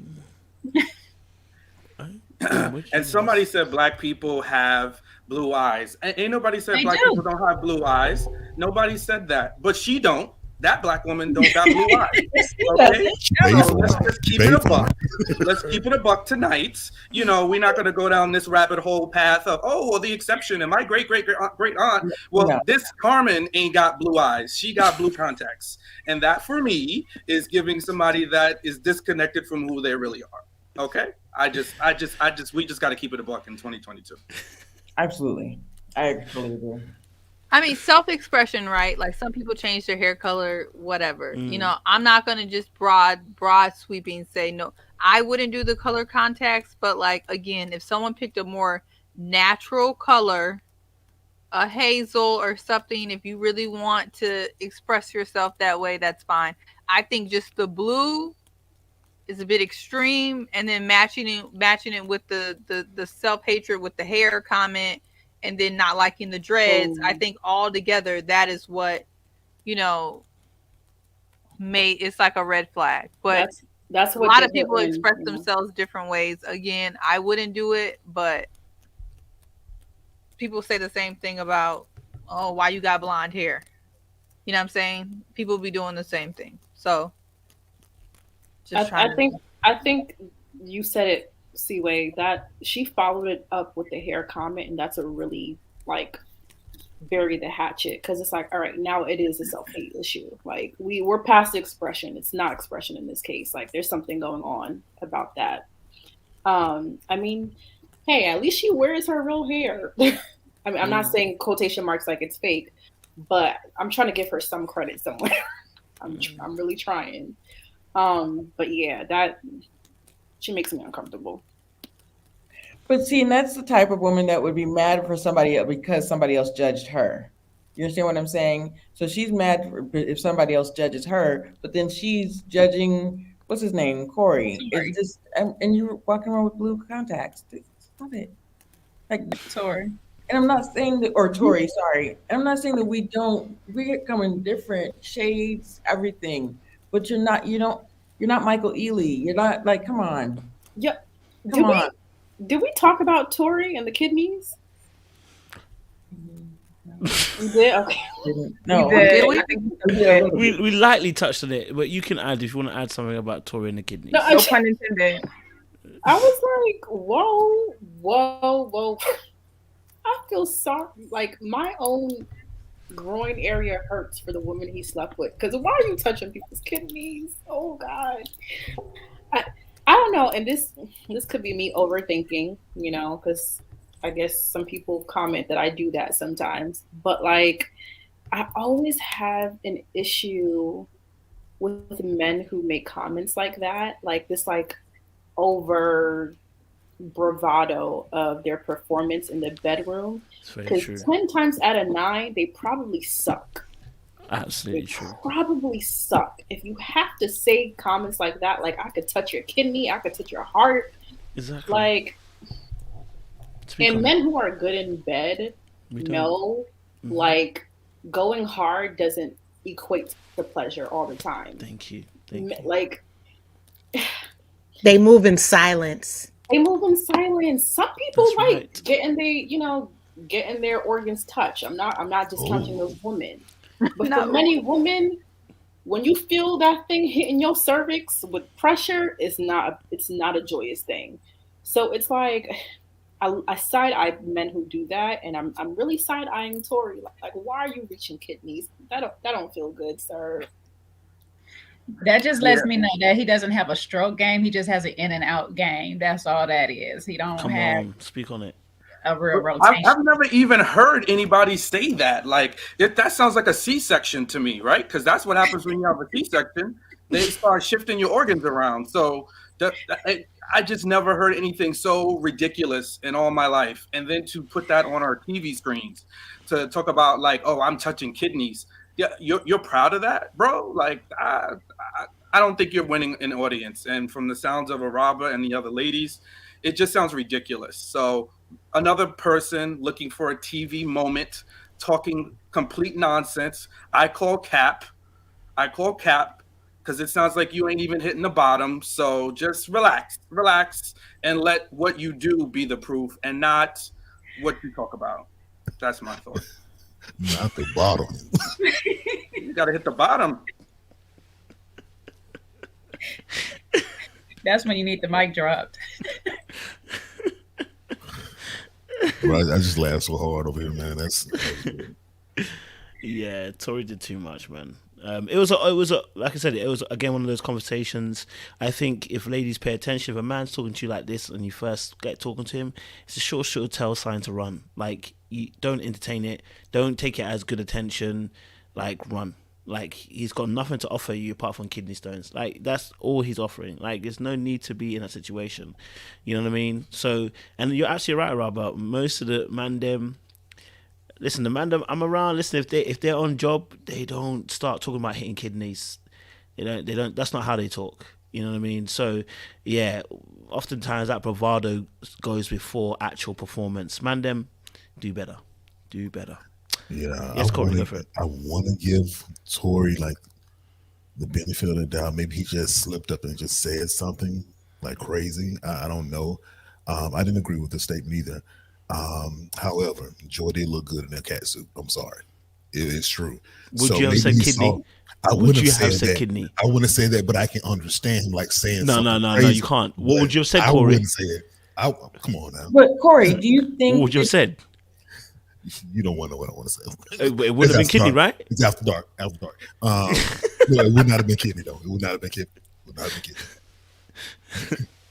Sorry, Chris, go on. So Corey, you think that he just slipped up? You think that he ain't slip up? Conversating. No, he didn't slip up. I'm just trying to find out for the man. You know, I'm trying because his name close to Corey. I'm just trying to help him out some kind of way. But that was just some BS. Really, I couldn't. I don't think he should have said that. Yeah. Like I said, you just can't trust a brother that don't know the anatomy and the first to tell you a spot that he gonna hit prior to the kidney. Okay, so I'm just saying. Like, I was thinking there's a lot of things before. I was thinking. I don't know how you even hit the kidney. Like, you don't want to lay down with a man who's going to hurt you anyway. Like, why are you aiming for the kidney? Why are you aiming for a kidney? First of all, the kidney's back here. Like, what are we doing? Right. That's what I'm trying to say to you. He doesn't know what he's talking about. That's what I'm trying to say. He just be saying stuff that sound good. That's what I was like. Are you just saying stuff? Yeah, he just be saying stuff. He's a surgeon. He's a surgeon, guys. He's gonna be precise. He just be saying stuff. Yeah, you want your kidneys rearranged? Like, what the frick, bro? Get out of here. Yeah. But yeah, that's Tori for you guys. I think we've touched on all the different subjects, the different things that happened on the episode. It was a quiet episode. Again, it was a quiet episode. It wasn't so much that was necessarily happening. I think it'll probably warm up maybe episodes 4 or 5 where we get a little bit deeper, and the curveballs come in as well. So definitely. You know, it's a bit of a slow burner. This one, it's a bit of a slow burner, but I'm liking it. It seems more authentic. I wish we maybe had a bit more conversations where we get into have some privy. We're having more privy to maybe more conversations out of a, I guess, more explore. How do you say it? That explore more of their connections. Because right now it's a lot of fluff.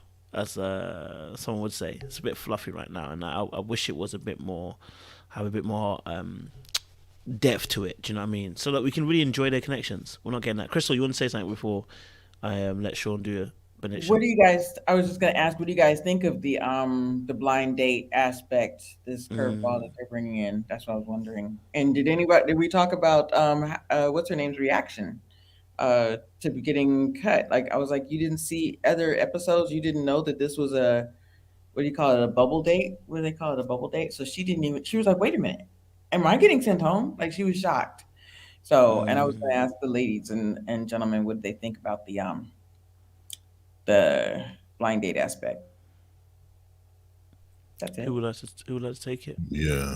To me, the blind date aspect, I don't really get it, to be honest with you. Just have 10 people on there. Just have 20 people on there instead of bringing on one couple and then with 2 people now and 2 people next episode. You know, maybe they're trying to do something different. I don't know how it appears to anyone else, but to me, I just rather have everybody who's going to be on there, so people get a real opportunity to interact with these people. They're missing 3 or 4 days in between because you got people coming in increments.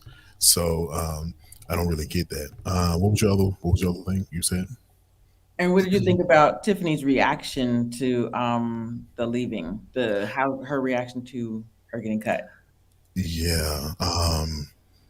The reaction, the way they do that, I'm not a fan of. I'm not a fan of them pretending like it's a date and then eliminate them. Okay.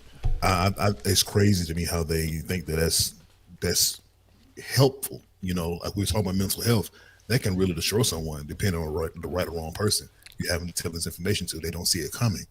So to me, I think that her reaction to it though it's an embarrassment for her.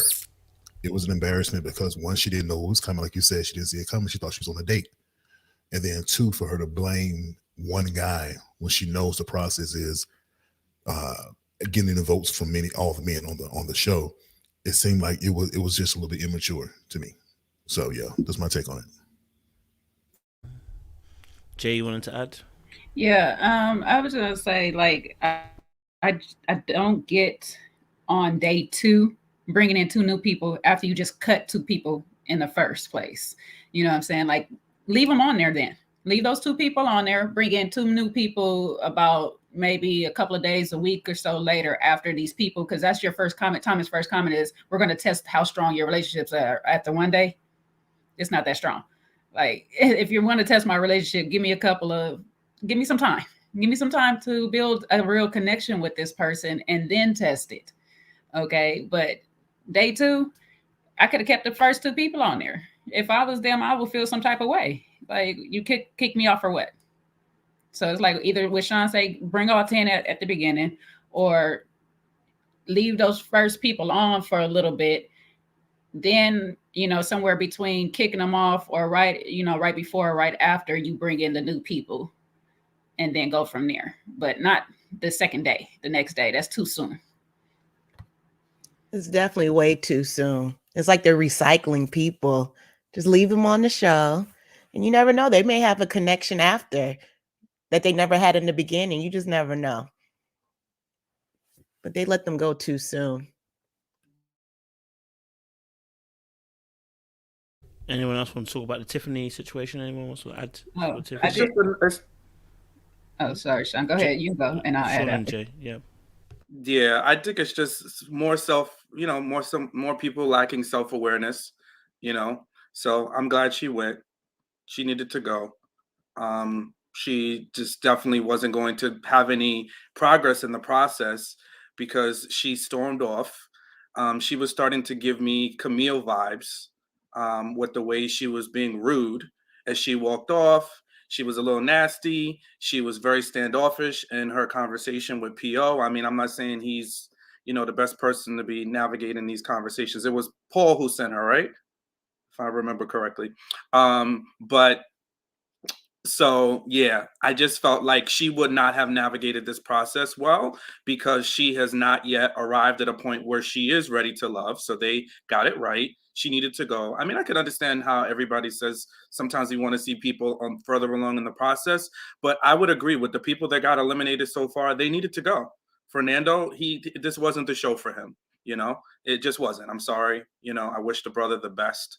But this was not the show for him. And this was not the show for Tiffany, because she was not at a point where she's ready to see her faults. You know, Jay and I just had a great interview with Aisha and Dante. And Aisha, all she talked about was self-awareness, doing work on herself, understanding that she knew that not every man would be interested in her, right? That self-awareness is so attractive. And when you don't have it, it's equally unattractive. And it's a turnoff. We've seen plenty of beautiful women with a bad attitude that ends up by themselves, they just go monkey barring through relationships, and they look at everybody else and say, well, what's the problem with them? No, look in the mirror, ma'am. And I think that's what she needs to go do. Hopefully she goes home, looks in the mirror, and says, although I'm an attractive woman, there's some inner work that needs to be done. Yeah. Solid point, Sean. Go for it, Jay. Solid point. Yeah, Sean. That is what Sean said. But it was also, I was getting Camille vibes to start with, but then when she came to the date with Paul, she was like, well, let me give him a second chance. So I was like, there's something about her, because even in the group date, she had a little bit of time where she was interacting pleasantly with them. You know, she was joking, but it's just something about Paul that just turns her off. It turns her completely off. And it's him, because she was fine and fun loving and having a good time up until he got to asking the questions. And yes, them questions was not the best questions as he would like to think they were, because it just made no sense to ask me if, after I told you I don't care about spoken word like that, but I'd be willing to go, what would your spoken word be? Like, sir, I'm not into it like that. Why would I be having a conversation about this like this? I kind of got the grocery store one, because you just want to see how a person is with service workers. So I kind of got that one. But then at the table, she went right back to that Camille energy as soon as he asked one question. And it's like common sense. To have a conversation doesn't always just start with a statement. And sometimes it starts with questions. And that was a get to know you question. Oblige the question, answer it. You went back to saying, well, where you would like to go? What would you like to do? You're asking him questions. So what's the difference? You know, so that's how sometimes how conversations start. Yes, he might get to know you in these moments if you guys just talk, but how are we going to sit here and talk if nobody gives a question, say something in the first place? So just, you know, interact a little bit. But yeah, that storming off, baby girl, she was totally confused and unself-aware on that part. She was like, did you just kick me off? No, you're mad because you're jealous that I didn't want to talk to you or whatever. It's like, no, he wasn't the only one that voted for you, sweetie. A couple other people did. So you gave this energy to a few other people. You might want to think about it. But yeah, bye.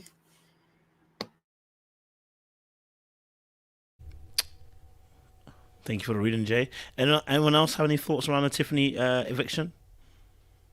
Yeah, I'll chime in. I think Tiffany just wasn't into PO at all, because Tiffany was willing to ask the hard questions up front with Cornelius when she asked about marriage, right? So she went for love, like, you know, just the beginning of a conversation, and then she's okay with answering certain questions. I'm trying to remember her dynamic with Wiley. She liked Wiley, right? Did they have any deeper conversations? I don't recall.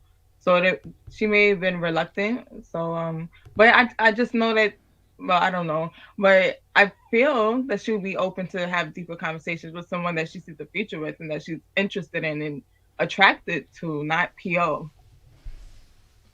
So I would just add, remember how she showed up on that double date? Because that was another thing that got her eliminated when she didn't want to play the ping pong and she banged her thing on the board. And I believe Clifton was the one who, you know, was calling out how she was acting. So she was with people she liked. I think she's just, you know, just that's her energy. And then she even said, I already know who I want. So I'm just, you know, like, wrong attitude, wrong road, miss. You're on a dating show. Like, you need to just allow yourself to get to know multiple people. And I think she was just so locked in and closed off so very early that she wasn't leaving room to just, maybe not PO, but other people. It seems like she loses her grace what grace she does have when it's someone she's not feeling. It's taint. Yeah, what I was gonna say is that it reminded me of Kojo's interview with Zadia when she expressed why she was really so upset with Dante, where she was like, because I wouldn't have paid any attention to him outside of this show. And that's what I was getting from Tiffany when she was just like, you're the one that's kicking me off. Oh, you have to be jealous. So that's what I was getting from her. Well, okay. Never thought about it. Yeah. That can also play into it. Hey, I'm with you. Okay. All right, guys. We've come to the end of the road, as Boys to Men would say. So, Minister Sean, if you can give us your what do we call it again? Benediction, Coach. That's it. I had it in my head and it went. It literally was there, and it went, and I was like, "Flip, it's gone." And I couldn't think of the word. Yeah, benediction, sir. It's going to be a benediction light because this episode really was what it was. But what I will say is that, listen, this is a song. I got a song for all the castmates. If you're watching, there's a new edition song called "Cool It Down." Cool it down. Cool it down. You're about to lose control. Like take it easy. Fall back, settle in to the experience, get to know each other before you start doing surgeries, touching kidneys, BDE. It's a lot. Look, playful, fun banter, nothing wrong with it, but you guys haven't even got to know each other. So take it easy because you're gonna miss the show. It's not that kind of show. Right. I would say it seems like we have some nice couples, some people that are showing a little bit of intentionality. Let's just give Clifton a little bit of grace. He's, let's hope it's true. We got our one good eye on him now, but let's hope it's true. He seems to be out here, wooing some of the ladies, and some of the ladies are looking at him sideways. But let's hope we got a brother out here. Cornelius, he's the new guy to the scene, very Baltimore. Interested in seeing how that plays out. Joy seems to be the number one, pick right now. Sabrina's somewhere in there. So, I'm interested to see how things continue to settle out. Ready to Love, we're liking that we're getting to see a little bit more dates because that was definitely lacking last season. So please give us more. Let us see these interactions develop organically. To the comments, everybody in the comments, you guys are undefeated. We love the laughter. We love the lightheartedness. All the panelists, boy, it was a packed house, but I think we had a good time. The vibe was lit tonight with the panelists and the commentators. So I'm going to take it back to you, Coach. Thank you very much, Minister Sean, for the benediction. Listen, audience, thank you once again. Came out 900 strong. We appreciate you for coming through and supporting this live. We are here tomorrow. Yes. Because Sunday evening is the debrief from the last season. There was so much that was said in every interview. We need a debrief. Okay? All right. So if you want to have your say on the last season, we'll have an hour panel for the open, and then we'll have a select few to discuss the debrief from the last season. So listen, I'm telling you, it's going to be exciting. It's going to be powerful. We'll get to summarize all that happened from last season and break some of the lives down for you guys. I'll do that for you as well. And then we'll have nice super chat conversations. You feel me? Listen, it's been amazing. It's been powerful. It's been great. Listen, don't do anything I wouldn't do. Since there isn't much I wouldn't do, be careful out there on them streets because it's hot out there. All right? I appreciate you guys. Stay locked and stay loaded. Oh, last thing. Tuesday night, guys, we have live 7 p.m. EST. We will be talking... 8 p.m. EST. We'll be talking about dating. So... do you feel safe dating? What makes you feel safe in dating? How can men create a safe space for you in dating? How can women create a safe space for men in dating? We want to talk all about being safe in dating, emotionally, spiritually, physically, financially. All right? So we're going to have a nice little conversation on Tuesday night. So if you want to be involved, the flyer will be out tonight, and then you can hit me up on the email, say you want to have a conversation on Tuesday night. Listen, like it, share, subscribe, click on the bell button for notification of uploads. We appreciate you guys. Don't do anything I wouldn't do. More love.